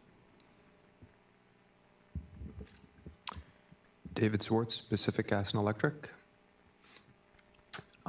If I'm not mistaken, at least one of the representatives for the State Water Board implied that that a component of the definition of responsible discharger is whether that discharger has identified TMDL listed pollutants in their pollutant source assessment. And I just wanted to clarify whether that was the intent. Yes, so the definition is broad to identify that if you have a notice of intent coverage, you are potentially discharging. You also need to identify what pollutants you are discharging and if those pollutants are identified in the TMDL specific requirements. So the two-part system that I had laid out was you need to know if the water body that you're discharging into is identified in the TMDL, and additionally, is that water body impaired for the pollutants that you are sampling for? Just to clarify, the definition of responsible discharger applies even if you have not identified the TMDL listed pollutants. Yeah, that is correct. So you may be a responsible discharger if you have notice of intent coverage and you're discharging industrial stormwater, authorized non-stormwater discharges into a water body, watershed identified in attachment E. So that's sort of the first step. The next step is then evaluating whether or not you are actually discharging pollutants identified or associated with those water bodies, and whether further there's any required actions that correlate to that. So the label of responsible discharger may apply, but the question of whether or not there's actions required of you as a result of that is separate, or is sort of a further analysis dictated by what's in attachment E. Thanks for clarifying.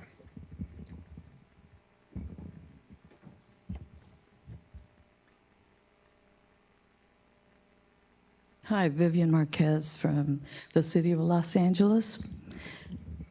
I was at Caswell and I obtained an answer for this very question I'm asking again because I wanted to formalize, questioning and getting the right answer. I belong to, or my city actually belongs to an MS4 NPDES permit of 90 other cities. I believe, 80 other cities. And as part of our minimum control measures in our MS4 permit, we are required to have an inspection program of industrial commercial facilities. Now, my question is that in the past, the regional board has actually put in our MS4 permit a requirement to do those inspections and verify, for example, no exposure certification and inspection of pollutants, the same things that you would probably ask the different facilities to report. Now, would we expect as locals to actually do the inspections with the intent of verifying TMDL implementation requirements and the other amendments to your general permit? I am not going to speak for the Los Angeles Regional Board municipal permit writers, but I will say that the regional boards and the state boards are the authority required to implement and enforce and do all of the administration of a total maximum daily load, other than the ones the US EPA adopted. You know, we have to take these, implement them in permits, work with the regulated community on doing their implementation. We do the enforcement. So this is not punting to the local municipality to do enforcement or inspections and tracking TMDLs on behalf of the state. I understand that locals are not supposed to enforce the general permit requirements. However, we, as part of the MS4 permit, are required to obtain the information and pass it on to the regional board. So I guess in anticipation of that requirement, we would like, for budget purposes or fiscal purposes, would like to know if we have to be equipped with the staff to be able to do the additional requirements that you're expecting of the industrial general permit. From being the unit that wrote this permit and is putting these into implementation, that is not our intent, but that would be a question for your regional board on your municipal permit if those line items are added as a requirement for you to do that type of work. And I understand with the unfunded mandates, it's a concern. Yes. And with if there's new workload coming to you, but that is not the intent that we have, and we don't have language in this permit requiring that. Thank you.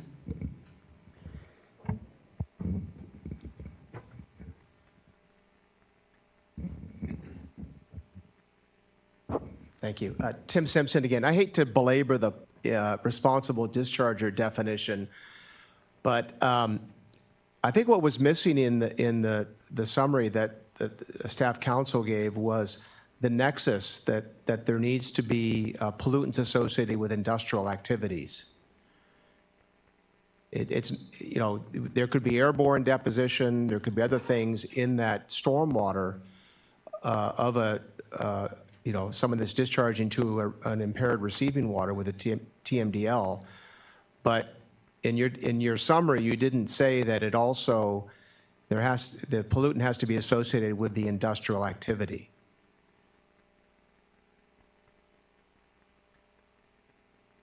Information.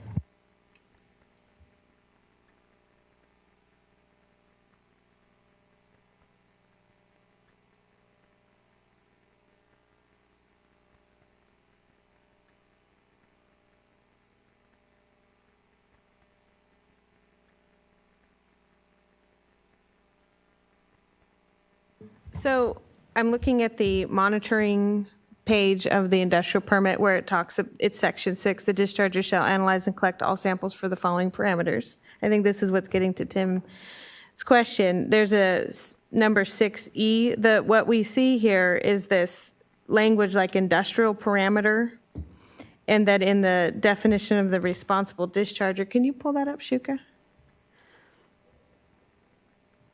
Just the responsible, just one of your slides. We have a lot of time, so.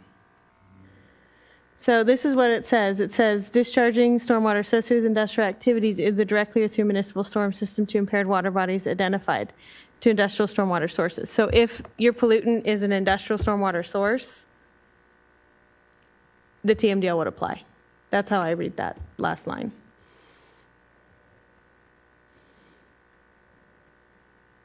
We can talk about, I'm not sure I'm answering the question. No, but that's, I just wanted clarification because in the summary that you just provided earlier, it didn't include that it needs to be associated with the industrial activities, and that's really important.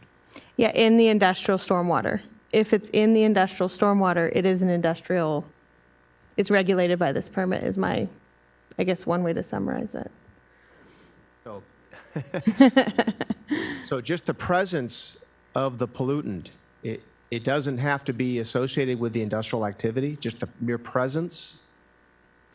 I guess I wouldn't, well, if it's commingled, that is a challenge in this permit, because if the pollutants commingle with it and it's identified, I guess if you had a discussion with your, I don't want to speak for the regional boards, but if there was a locked-in justification that it was being sampled for and it wasn't industrial, I think that Ryan said is there was an argument there. But for anything that is coming from the industrial property, in a lot of cases, it is an industrial source. Now, there are aerial deposition and other things, but it would have to have some type of justification to show that it isn't industrial, which I know is complicated, and there's a whole level 2 exceedance response action report to justify that. But I don't think we got into that level of specificity in this definition. So that isn't really written out clearly. But this isn't intended to broaden that definition that's in the IGP right now? About No, it's not. No, it is not. Okay, thank you. That's correct.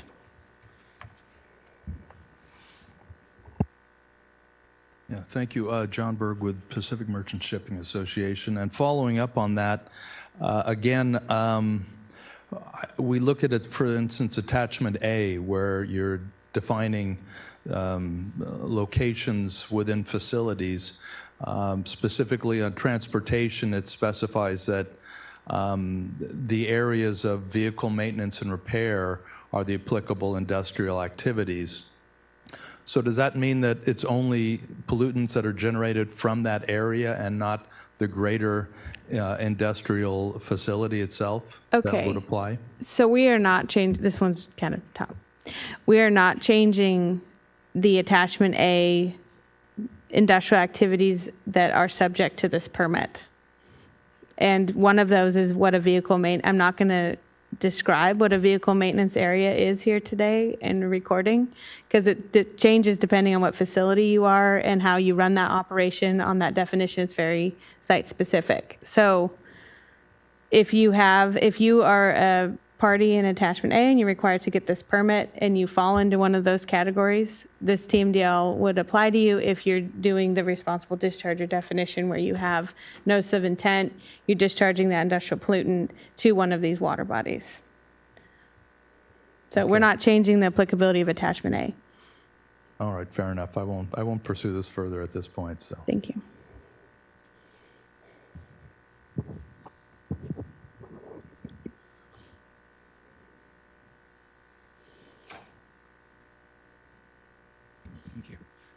Travis Hicks. So I'm reading this that it's who discharges stormwater associated with industrial activities. What about natural background sources? Sorry, I'm writing. Apologize. So this is getting back to Tim Simpson's question a little bit, that pollutants in your industrial stormwater, and you're discharging that stormwater, this permit categorizes that for the most part as an industrial stormwater because it's coming from an industrial area. If there are cases where you're sampling for constituents that are 100% not industrial related or of that nature, that's a justification that would have to come through with how you determine if a TMDL applies to you. And every site is probably a little different, even if they even have those sources. If they've been able to justify that none of their industrial activities are part of it, I'd wonder why they're sampling for it. But in some cases, you're going to have some of it from your industrial activities. So part of it is industrial stormwater, and some of it is from another source. So I think it's something to think about, but it depends on what you have decided at your facility. Ruth Kolb, City of San Diego. We have industrial facilities, but we started as an MS4 in 1990. We have metals TMDLs, bacteria TMDLs, and we have areas designated for polynuclear aromatic hydrocarbons, PAHs. We actually did a big study, aerial deposition study, actually with money from the state board, where you guys came to us to contribute to find out what is the aerial deposition loading in the particular watershed in the downtown San Diego area. We found out about 98% of all PAHs, and this is here in the building someplace, come from aerial deposition, okay? It could be planes, trains, automobiles, ships. San Diego Bay has it all, okay? So I understand it's the greater thing. It's the natural. I don't want to call it background because it's not background, okay? It's anthropogenic. But I guess my question as the municipality that's being held responsible for that coating that covers everything from tree leaves and roofs to walls, windows, cars, kids' toys left outside, that when it rains, I'm being held responsible for those.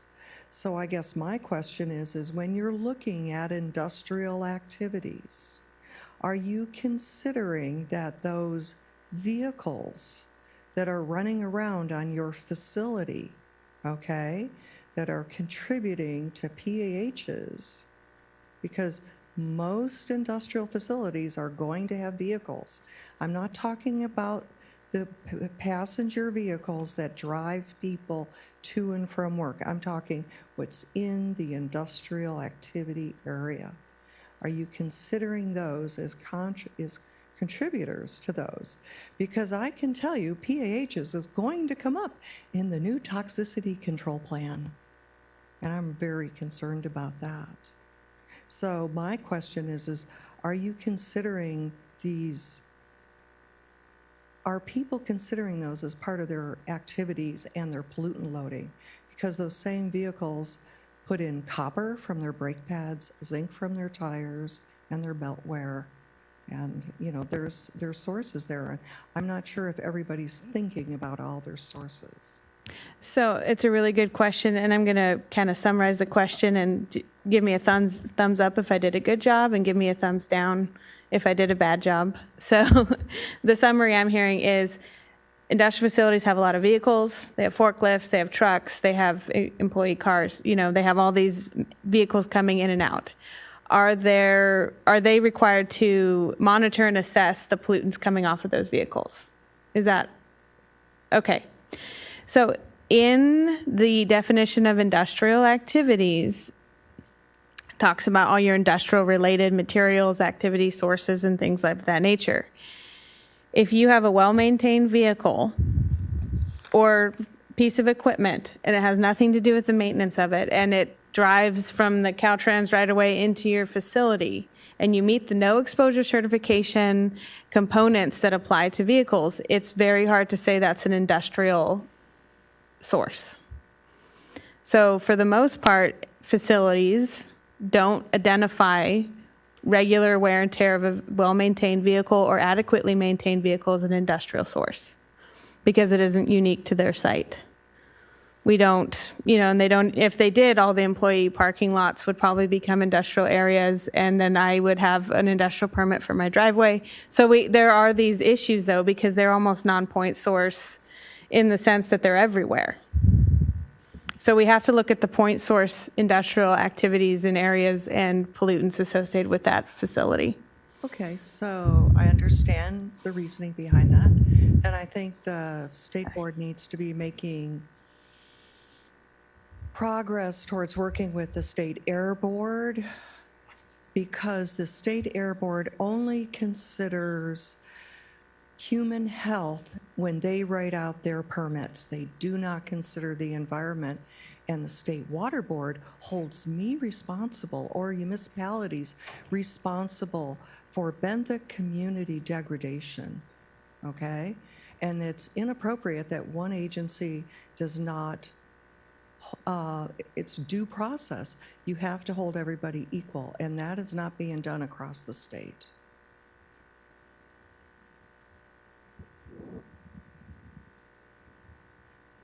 Okay.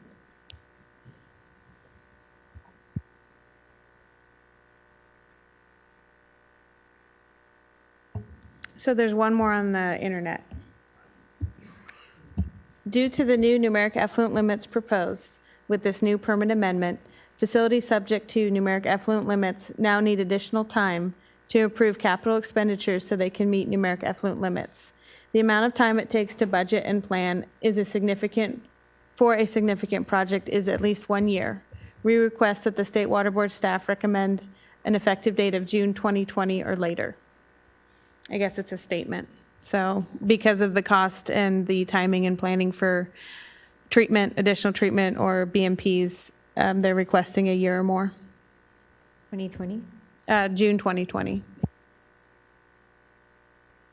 And I will repeat that this, because you've sent in the question and the comment, and I appreciate it, it has to be made formally to our board for it to be heard as part of the adoption process.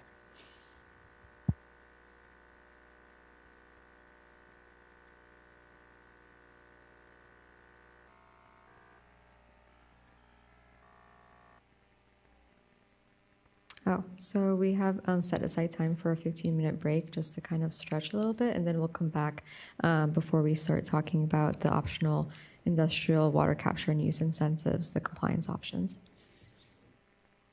So it's 10:48. We'll start at 11:05.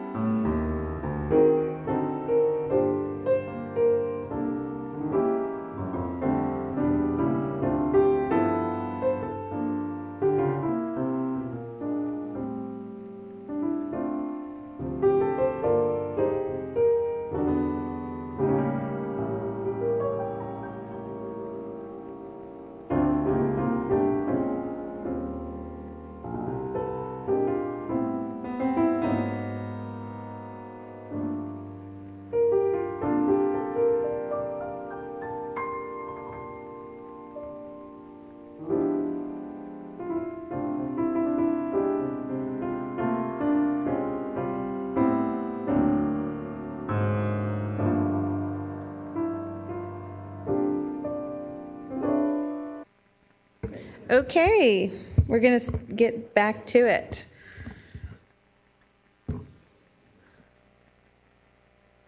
So because we're trying to be a little clearer, and it's hard to do that with some of these requirements, we changed the name of the compliance options for the purposes of the public workshop. So how many people have heard of a compliance option proposed in this amendment? Okay, so this is what we're talking about, but we wanted to, when you put compliance option, that could really be anything. And so these are really optional incentives for industrial facilities to do some type of stormwater use BMP instead of discharging that stormwater, and there's compliance incentives. So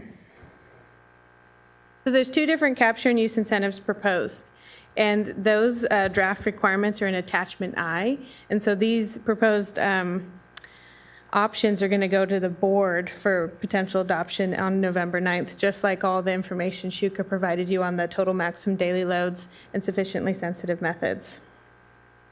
So the first one is called the on-site compliance option, and this is where dischargers that are regulated by the Industrial Stormwater General Permit can install best management practices at their industrial facility that capture and use up to and including the daily 85th percentile 24-hour storm event. That's a lot of water. It's not just the 85th percentile 24-hour storm event, it's a continual capture and no discharge of that volume and up to including that volume.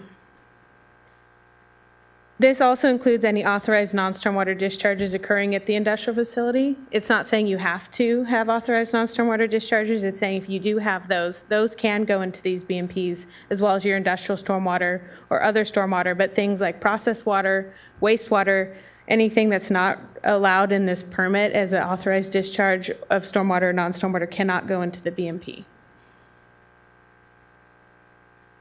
The second option, and these are optional, so this isn't changing, we're not requiring you to do these are if this path works for you for compliance to your facility, is an off-site compliance option.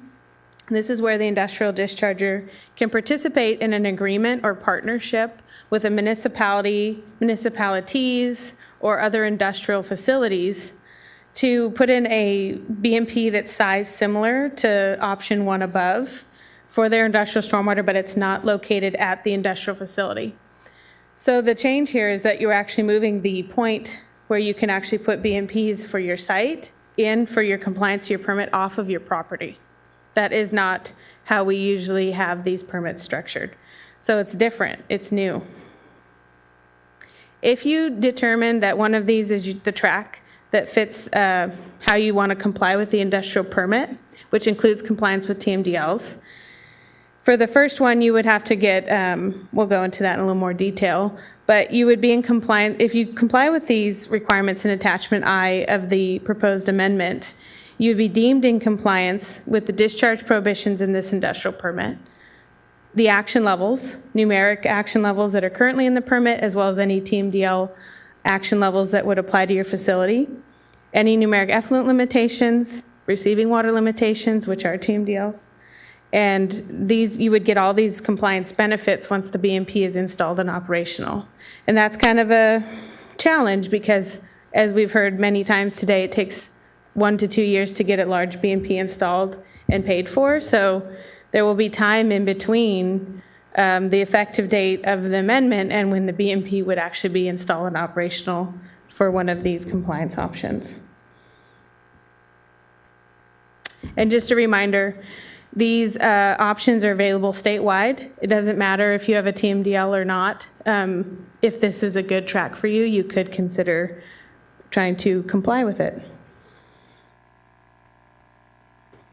So if you're looking at the on-site compliance option, it requires a California licensed professional civil engineer because this is a hydrology based design. So you have to understand how to build this BMP, and that really falls into a licensure of a civil engineer.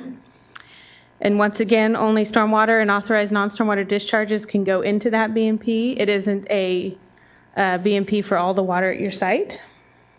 The industrial facility is required to develop with the civil engineer an operation and maintenance plan and have that at the site and use it. There's a lot of concern with a BMP having a certain performance level when it's built And then a year later, it goes down in performance because nobody's operating it or maintaining it. And then if the BMP discharges, so it overflows or bypasses, and that's a lot of water, you have to report it, but it won't be used as in comparison to TMDL compliance or at any other type of action level or numeric effluent limit. It's not a compliance sample. It's a sample to give us information on how the BMP is performing internally. This is a longer slide, I apologize. Little more where the rubber hits the road on the on-site compliance options is the groundwater protection, because these are incentives to divert the use or the discharge of industrial stormwater to the waters of the United States. That means it's going somewhere else. That might be into the ground, which is the waters of the state. That might be going to a sanitary sewer, which has its own permitting requirements. But there is a lot of concern around this concept of a very large amount of industrial stormwater going into the ground, and then the state board is incentivizing it. So when it comes to protecting groundwater, this is where these requirements came from. There were concerns from stakeholders, concerns internally, concerns from the public as well. So if you're doing the on-site compliance options, there's a couple, and you're doing infiltration. Like I said, if you're doing a sanitary sewer diversion, this wouldn't really apply to that. That's with the sanitation district and the requirements that they have for that permitting process. But if you're doing an on-site industrial BMP like an infiltration basin, you have two things you have to do or consider which one you're going to do. The first one is meeting drinking water standards for the influent going into the BMP for all your industrial pollutants. So you have to demonstrate that you can meet MCLs. That's very stringent. Or if you want to prove that through the soil treatment before the water goes to groundwater, you can meet those concentrations, you could install lysimeter type of monitoring, groundwater monitoring, to show that you're getting additional treatment through your soil and you're not going to be exceeding MCLs through your BMP. If you're installing a dry well, you can't monitor out of the MCL compliance. That's a direct injection of a liquid into the state waters, and there are some real concerns about it. Some of the states even prohibit that for industrial stormwater. When I'm talking about MCLs, has anyone ever looked at those? Has anyone ever read that? I see Ruth, yeah. A few people. So there's a table of drinking water standards, and they usually apply to the system that's distributing the water for people to drink. And so this standard has a lot of constituents in it. We have the reference in attachment I, so you can look at the table. So it includes these primary MCLs, or actual concentration-based limits. And then there's also these secondary, which are more taste odor type of constituents. And so for the secondary MCLs, it's total dissolved solids, chloride, specific conductants, and sulfates. We didn't do all the secondary MCLs. And there's a table in attachment I for you to look at. There's another table in attachment I called Table B. And this is another protection for state waters, that if you're an industrial facility and you're going to be putting in something like a dry well or an infiltration basin, we know that there's run-on into these industrial facilities.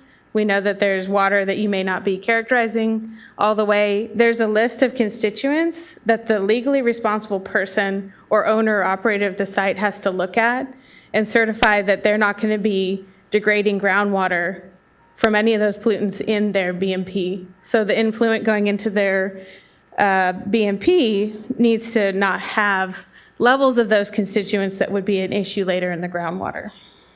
And it's a certification that that's not going to be an issue. So that's all I'm going to say about on-site, and then we'll move to the other track. So like I said, any discharger that has coverage under this industrial permit is eligible to pursue an off-site compliance option. So this is, again, an agreement with a municipal partner, another discharger. And some of the things that need to happen for this to be a viable track would be that you have to have partners that want to work with you. So you have to have municipalities that are interested in doing an agreement with industrial facilities or other dischargers that are interested in that agreement. The regional water quality control boards have to approve of that agreement between you and the other entities. And the industrial stormwater coming from your facility to that watershed-based BMP or BMP off your property has to be through a conveyance that isn't a waters of the United States. So it can't go through that urban creek. It's not a pollutant conveyance. You have to build a pipe or use a pipe that isn't a waters of the United States. And then the agreement has to acknowledge any requirements for protections of the state waters. So in attachment I, you'll see some general provisions for protecting state waters for either offsite or onsite compliance. And so you'd have to look at how your agreement can address those concerns. But this slide doesn't apply directly to the offsite agreements. So we got lots of comments on compliance options. People are excited about them, but they're very expensive. They take time to build, and I don't think it's going to be the solution for everybody, but it is an interesting concept, and it shows the drivers of the board to provide incentives for water capture from all of these stormwater permits. So the 3 comments that we got in general were clarify the applicability of the options, clarify how these options aren't going to degrade state waters, and clarify what the requirements are for these options. So we tried to do number 1, and the following statement was inserted in attachment I to help clarify this, and that they're optional and that you don't have to do it. And there's a question on the web about this. So we are not requiring everyone in this permit to go for one of these. It's very optional. It's even in the title. And then the following change was inserted in attachment I to talk about the additional groundwater concerns that some of the stakeholders had. So not that it's just an industrial pollutant going into your BMP, so a dry well or an infiltration basin, but the other constituents. For example, with the fires, there's a lot of constituents in the fire retardants that could be discharging onto your site. If you had a dry well, it would literally directly inject into the groundwater. It's showing that you are certifying that you have controls to stop those things from occurring, or through your BMP design, it wouldn't be an issue down the road. We have to address it. And then 3 is another clarification we made to try to, we had a few issues, I'm not going to lie, about the way that we wrote the language for the on-site compliance option, for the drawdown time, and how much water you're supposed to do. So we had a lot of help from the industrial community, and we brought the environmental community on board and consultants that do this every day of their life. And we got a better definition. I think there's a few comments we still have, not formal comments, but some feedback we got where we might have missed a few concepts, but we've significantly changed to the definition or the language in attachment I to make the standard and design standards clear.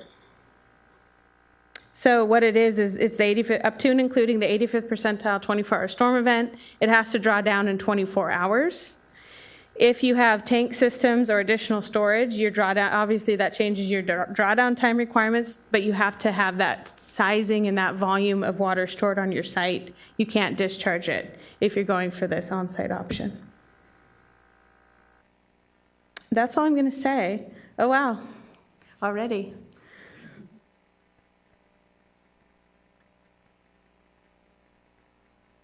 Let's do the one on the web first, because she's been waiting patiently.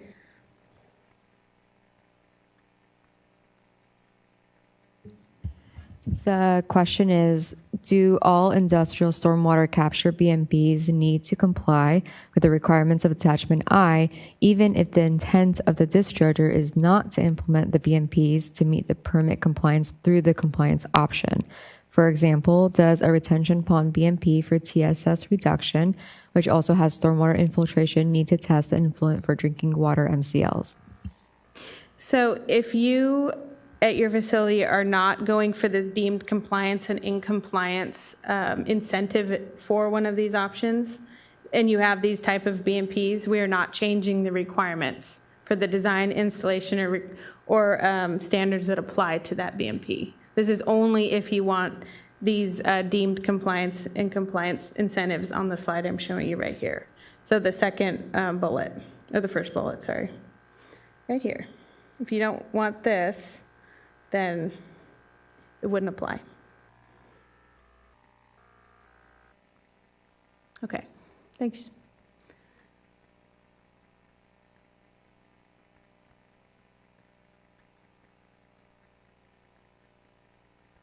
No. No. I mean, I can, but not very well.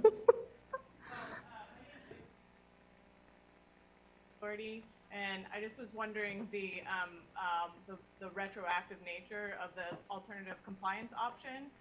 We went into a now situation at one of our locations, and we installed BMPs to capture more of that water on site and treat it before it's actually released. And so is there an option to basically have retroactive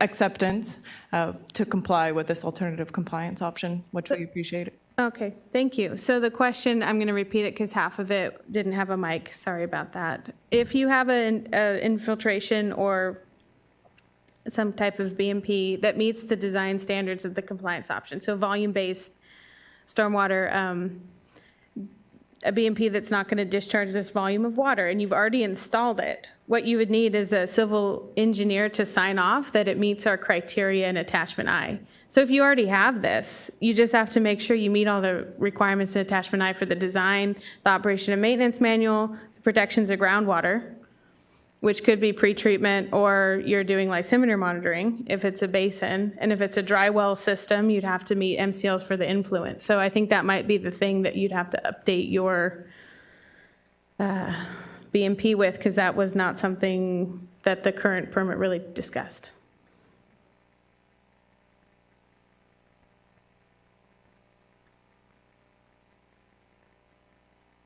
And I'm not saying that's easy, that's a lot, and I acknowledge that. John McNamara, if you have a current infiltration BMP, you don't have to do anything to change that if you're not going to go after the compliance option, is that right? That's correct. Okay, thanks. I have a couple more questions, if that's okay. And based on what you said, Table A of Attachment I is if we install a on-site compliance option, infiltration BMP, we put a lysimeter in, we'd be testing for that Table A list of constituents in that water that's collected? No, that would be, those are the constituents for your industrial activity. So you would look at those constituents for your industrial activities. So your industrial pollutants, you have to look at the MCLs in the drinking water standards. Just for the industrial pollutants that you've identified? Correct. So those parameters, basically the parameters that your industrial facility is sampling for are your industrial parameters. Okay. And so those are the ones that you'd meet MCLs for. Okay, that makes sense. I know that question came up earlier. There's a nuance with if it's an industrial discharge versus industrial pollutant. If you're sampling for it at a compliance point for this permit and it's stormwater, it's industrial stormwater for most cases. So that's the rule. We can talk about nuances or changes to that, but. So that helps because it's a subset. It's not the entire list in Table A. It's whatever you are already sampling for in your Correct. Thank you. You got it. And who would approve or review the lysimeter design, or do we just do that ourselves? How does that work? That's a great question. I would imagine that the engineer who's approving the BMP would do that because it's part of the pre-treatment system or the demonstration that you're going to be meeting drinking water standards. But if there's another, basically if it isn't engineering work to install those lysimeters, it would be the discharger certifying that this is the system they want, which would take the correct professionals to design that system. That makes sense. Once we get that data, when you presented at CASC, you said we'd upload that data into SMARTS. That's correct. And is that a new feature, or is that already there? So when you have your lysimeter data, it isn't a new feature. You do it through an ad hoc monitoring report in SMARTS. So you'd be entering your lysimeter concentrations as a sample type. We already have a list of different sample types: qualifying storm event, non-stormwater, stormwater, internal sample. So we'll be putting out guidance on how you would actually upload those samples as an ad hoc stormwater monitoring report, but that is the feature we'll be using. Okay, that's helpful. And who would review those results, the chemical results? My staff, as well as the regional boards. What would your staff be looking for? Well, we're going to be looking for how they compare to MCLs and any other standards that apply, and seeing if how many bypasses happened, if it's not less emitter data. Like there's a few different compliance Yeah, options. talking about less emitter data. Okay, so we'd be looking at how the performance of the B&P meets drinking water standards Okay, thanks. after the soil treatment. Your mic's off.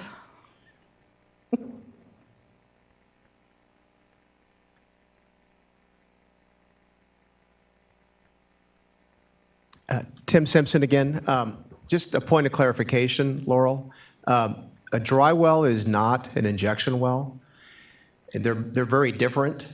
And the way it's characterized in your presentation and the additional requirements for dry wells kind of take it out of the running for many facilities. But dry wells still have a VADO zone. And the guidance out there for dry well installation, from the municipal guidance out there, does require almost the same, actually the same VADO zone that a shallower infiltration system would have. So I'm not sure there's any chance to revise what you've already written, but you've kind of taken away a very cost-effective alternative with that requirement. So on this table B, the B parameters that you have to show, you have to ensure, that's a scary word for someone to have to ensure something, but it has to ensure that you're not impacting groundwater or degrading groundwater with those compounds. Can you explain how that's going to be done? I mean, is that a one-time analysis? Is that engineering judgment? And how does that get reported? So what we envision, or at least what I envision, is that the facility will look at that list, look at what they know about the facility, maybe do some run-on monitoring, however they have to determine that. It could be reports from the fire department that those chemicals are coming through, or they've had to do a fire response in the area. It's just what you know about your area and what's running onto your site. I mean, you're already supposed to be characterizing your run-on or diverting it, so I would hope that industrial facilities have some idea of what's coming onto their property, because when it's discharged, they're ultimately responsible for it. So it's characterizing that runoff and looking at Table B and giving their analysis or assessment of if they're going to be, if they think those pollutants are present. And then the second part is through the design of the B&P, if it's likely that they would be discharging that to groundwater in a way that would be impacting groundwater. So it's a certification that is very facility specific, and we don't have a lot of guidance on how you would exactly do that, but we're trying to acknowledge that this is a real concern with some of the, especially with dry wells. And it's also to prevent the industrial facility from being responsible down the road for issues in the groundwater, not even having a chance to acknowledge it up front. So it's a liability on the industrial facility to not know that information for their B&P. Is the concern only run on? Because you mentioned that several times, to be, know what's coming on to your facility. What about industrial pollutants at a site? I mean, does this potentially broaden the pollutant source assessment to include all of these parameters? I think for the protection of groundwater, if you want deemed compliance for your permit and you want to do one of these options, there's a little more justification that has to be done to show that you aren't going to be degrading the state waters. And for us to incentivize that, it's difficult to do that without protecting all waters of the state. Waters of the US, groundwater. If we're incentivizing it, we have to be protective. And so it could include legacy pollutants, things that the facility you're aware of could be in their discharge. Thank you.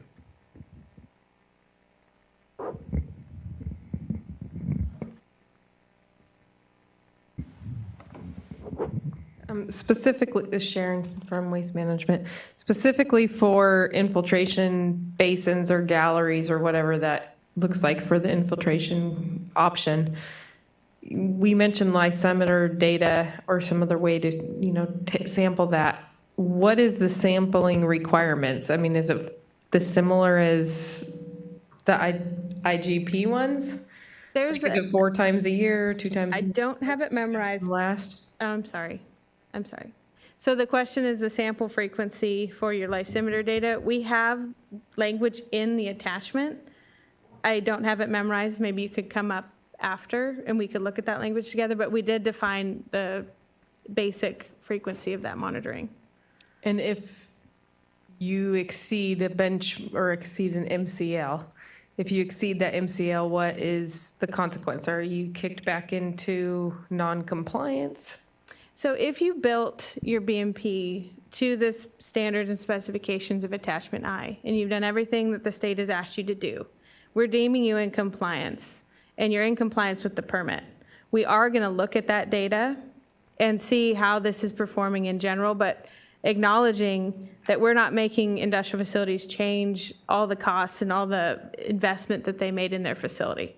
So we have to look at that data and understand, okay, are there significant exceedances? Maybe it just turns into they can't comply with the MCLs. We'd have to analyze what that really means from a water quality perspective in the next permit. So it's not to just kick industry out of their option where they spent all this capital on compliance. It's to look at how this is performing as an alternate path in the future. And the second thing is if an industrial facility designs it and is operating it all to spec, but maybe they change vendors or maybe they change facility managers and they are not up to speed on how to implement the operation and maintenance plan and there's an issue with the compliance of the BMP and that keeps happening, the regional boards may say, look, you've got to fix this or you're jeopardizing your ability to comply with these options. So you have to continually keep complying. It isn't just the first design and implementation. And I can't say that all facilities are going to do that for the life of their permit. So in some cases, they could get kicked out, but it would have to be a pretty significant incident. That's our intent anyways.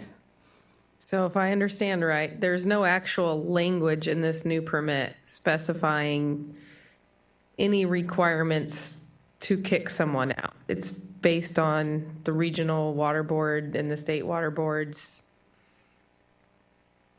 Yeah, I mean, the Understanding of idea it. is to not, I'm looking at making sure I'm not missing something. The idea here is not to kick people out unless they're a bad actor. And there has to be information and evidence on how they were a bad actor to kick them out of this option. I just want to see if they want to add anything.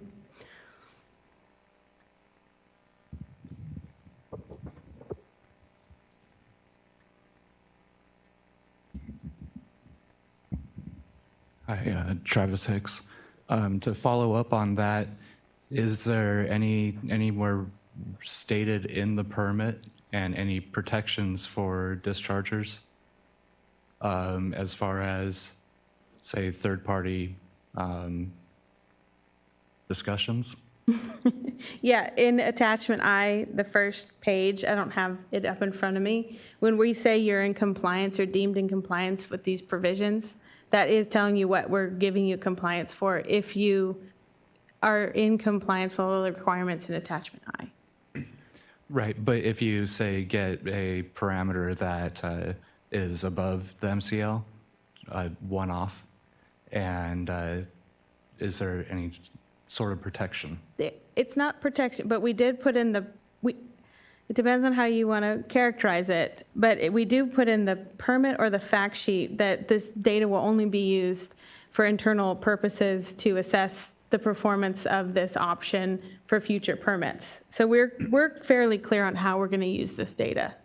Okay. The third parties, they have their own logic as well. Right. And then, say a facility is level 2, when they install these compliance options, do they remain level 2?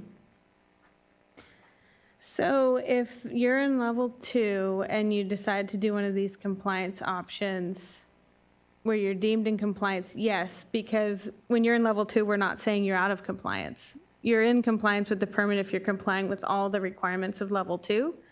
So you'd keep that status for the remainder of this permit, but we could look at that in the next permit and see what we would want to do with Including having to write. Actually, I'll take that one. Actually, attachment I says upon implementation and operation of the BMPs in compliance with the on-site compliance option. I think it says the same thing for the off-site compliance option.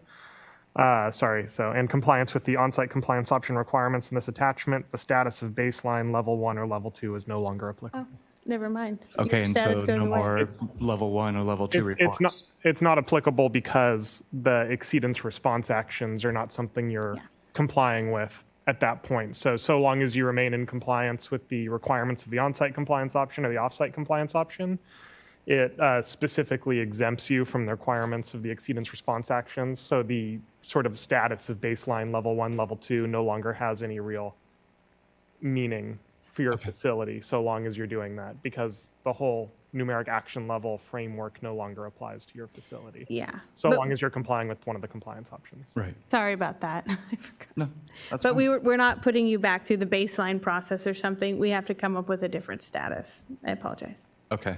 And then my last question is regarding the 24-hour drawdown. For example, the Orange County Technical Guidance document, they state that the 48-hour drawdown represents, and I think this is a quote, the point of diminishing returns with respect to additional volume for additional capture efficiency. And it also allows up to 96 hours in some cases. And I'm wondering, when you were doing the cost-benefit analysis and the capture efficiency analysis, where did the 48-hour drawdown fall on the efficiency? And I'm wondering if there's some justification for actually requiring the 24-hour drawdown. There is. Did you have a chance to look at the fact sheet language? And I'm only asking to see if you have that in the back of your mind. There was like the modeling, like 80, the swim model. Okay. The Orange County technical guidance document used the same swim model. Perfect. Okay, so I'm going to summarize this for the benefit of the audience. So, and I'm not the expert, but I'll do my best. So with the modeling that was done to come up with the design standard for the on-site compliance option, when you look at the pollutant removal for water, for the size of a volume you can capture, and you have a 48-hour drawdown time, that means there's more bypasses or discharge of stormwater for back-to-back days of a storm event.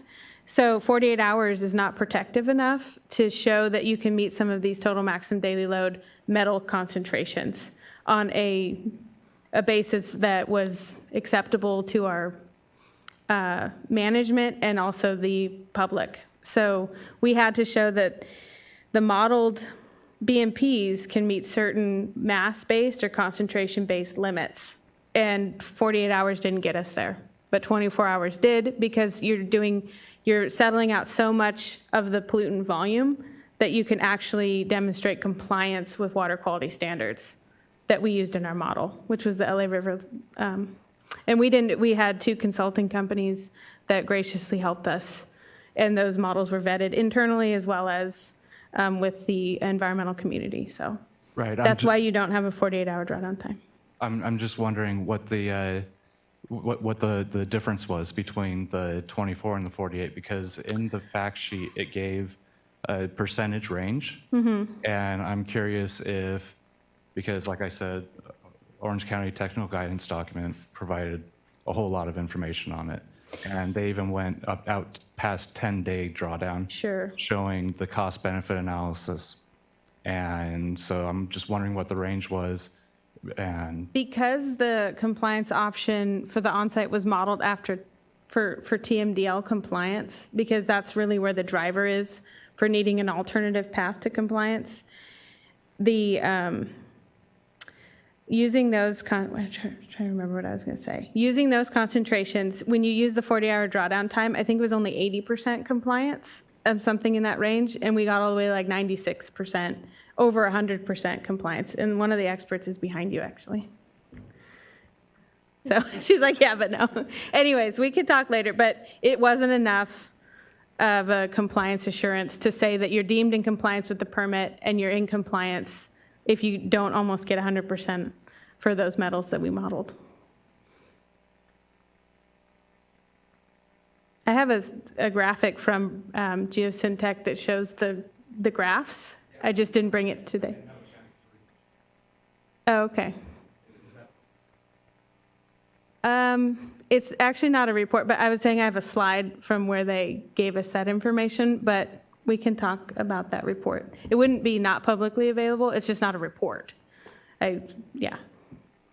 Hi, Tim Simpson again. I have a feeling at the adoption hearing, you're going to see a lot of requests to extend the deadline, the effective date. Yeah. And if that does occur, what happens to these incentives, these alternative compliance pathways? Like if it gets extended by 2 years, the implementation date, does that mean that these alternative compliance options do not become effective for 2 years? It's a really good question. I mean, the ultimate person that would decide if they want to do an amendment of solely the compliance options now would be the board chair and the board members. So they could say, and I'm not saying what they're going to say, but they could say, okay, everything else is going to get delayed, but we're going to allow these to move forward and effective immediately. They could. The second thing is that it all goes with this, it keeps as one amendment package that gets punted down a longer effective date route. Yeah, well, I think that a lot of companies really need the additional time for the planning, like we talked about earlier today. Other companies need this incentive. They're already moving forward. They're in level 2. They've already kind of hinged, this is the path they're following right now. So it'd be a real shame if they're left in the dark. And, if the board adopts, say they adopt this package on November 6th, this amendment package, it's adopted. It's just it doesn't become effective for 3 years or whatever the board decides. But you're saying that they're going to install these BMPs and want that compliance credit today? Yes. It's hard to, that's something you could ask from the board. Okay. Thank you. Is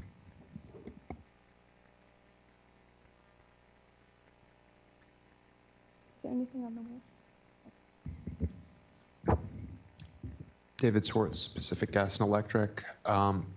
It sounds like the modeling of the drawdown time was based on metals and that had required the 24-hour drawdown time to meet the required pollutant reduction.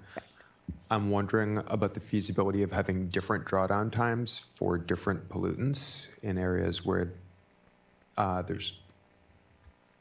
where a longer drawdown time would still provide for the required reduction.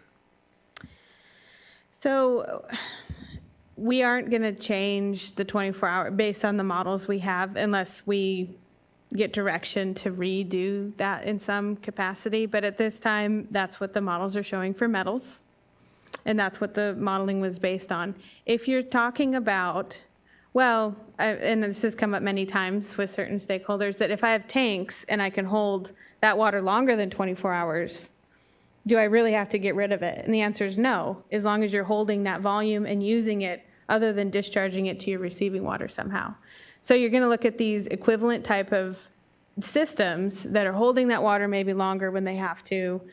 And that would happen with a sanitary sewer discharge permit. If you're going to do this design volume and direct it to your sanitary sewer, you have to hold that water until they'll take your water. And so you're going to be looking at not drawing that water down maybe for 10 days or something. But that's really the only equivalency we're offering at this time.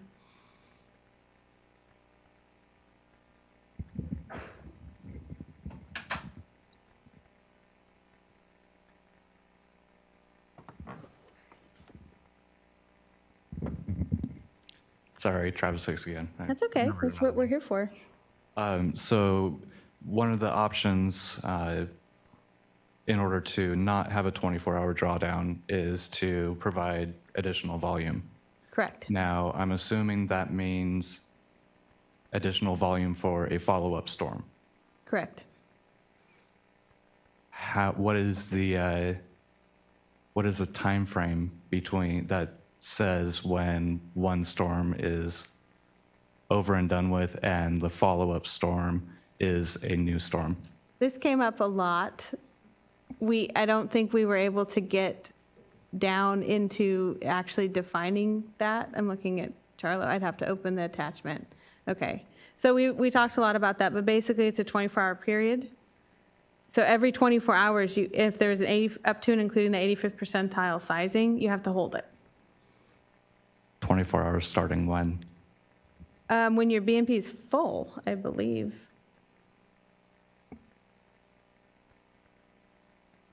You want to answer that one? She's the engineer. That's Charla. Thank you. I think it's, I have to. Yeah, we'll get back to you. We don't want to say it incorrectly on record. When avoidable.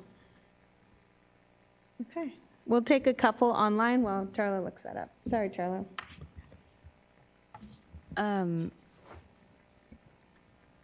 We have one that seems like it got answered, but I'll cover the other one. Could you read it though? How do I get to it?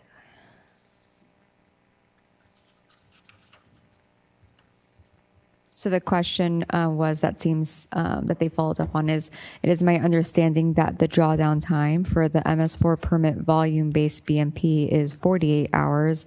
What is the rationale for the 24-hour drawdown time for the IGP optional volume-based stormwater capture incentive rather than matching the MS4 48-hour drawdown time requirement? Okay, and that was answered. And they responded saying that it was answered and it is okay. And then the second question is, this question builds off, I don't know what question they're referring to, but this question builds off of a previous question and pertains more to the first presentation. If the facility submits a formal request for a TSO to allow time for implementation of new BMPs in order to meet new limits, will there be any retroactivity to penalties incurred during the period of time it takes to process the TSO? It should be noted that during the time it takes for the board to process the request, provide for public comment, and then receive approval from the board, the facility is subject to minimum mandatory penalties.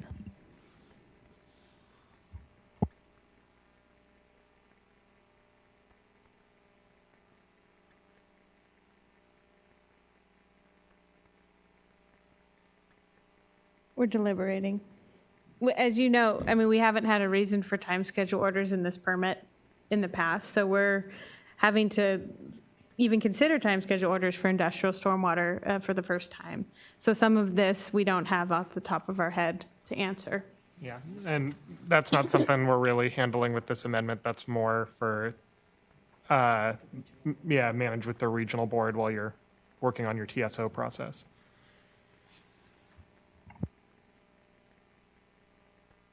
For the question on the drawdown time, in attachment I, we have the definition as the time to drain from full to empty when no inflows are occurring, and calculated as the maximum water depth divided by the drain rate, considering any relevant safety factor included by the California licensed civil engineer.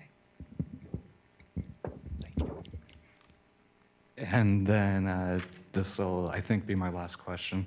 The last line of attachment I states that the quote is, physical and chemical characteristics necessary to support infiltration rates and stormwater treatment to meet the compliant storm standards. Now, I know, by the way, I've designed quite a few infiltration systems. So I've been looking at the physical and chemical soil compositions in the geotechnical reports to get my percolation rate. Yeah. So what exactly are the characteristics necessary to support stormwater treatment in the soil? So we aren't trying to tell the civil engineer how to certify that. We're just saying, consider it in your design. We're not saying exactly what they are because we're not certifying this design ourselves. We're just saying that the design has to consider physical or chemical characteristics that would prevent the BMP from meeting the design standards. So clay barriers, 10 feet, those type of engineering considerations when you're building this. We just didn't want to leave it out. It used to be a really long list for waste discharge requirement type permitting on all the characteristics, but we didn't want to micromanage the civil engineers and the team doing these BMPs and list all those out.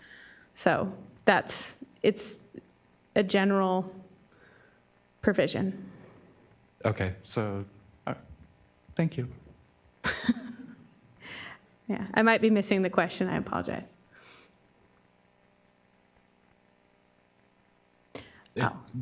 I'm getting hung up on the chemical characteristics. I wouldn't get hung up on, it's a general. Is it like before it was talking about exchange, cation, yeah. anion exchange? Yes. That kind of stuff? Yes. Okay. And maybe that's not the right characterization.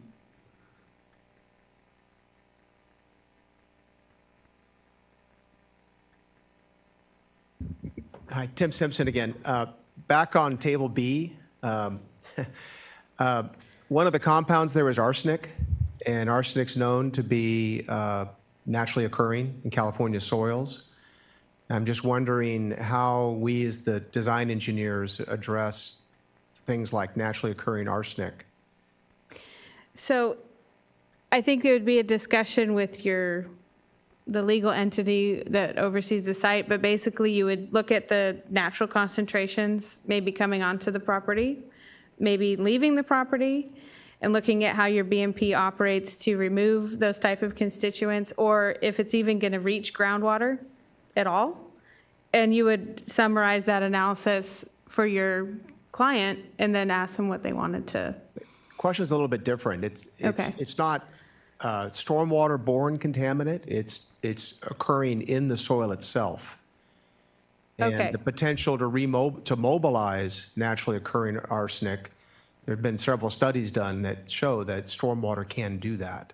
I would look at, if it's in the soil, I would look at how significant that mobilization would be with how your BMP is designed. And if it's going to mobilize a significant amount, it might not be an appropriate option.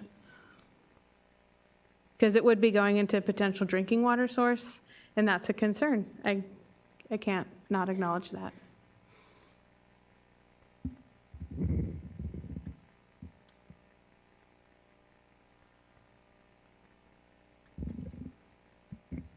So while this is where there are certain areas of the state where the groundwater is not designated as a municipal water supply, will those areas also be subject to these MCL requirements? Yes, because we can't project in the future if they would be a future drinking water supply. They could be.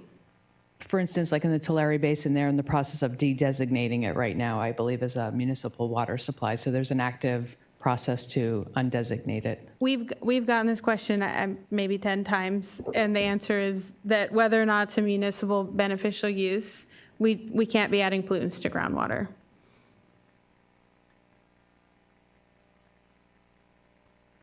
For an incentive. I mean, we're deeming compliance as a state agency. It's a lot.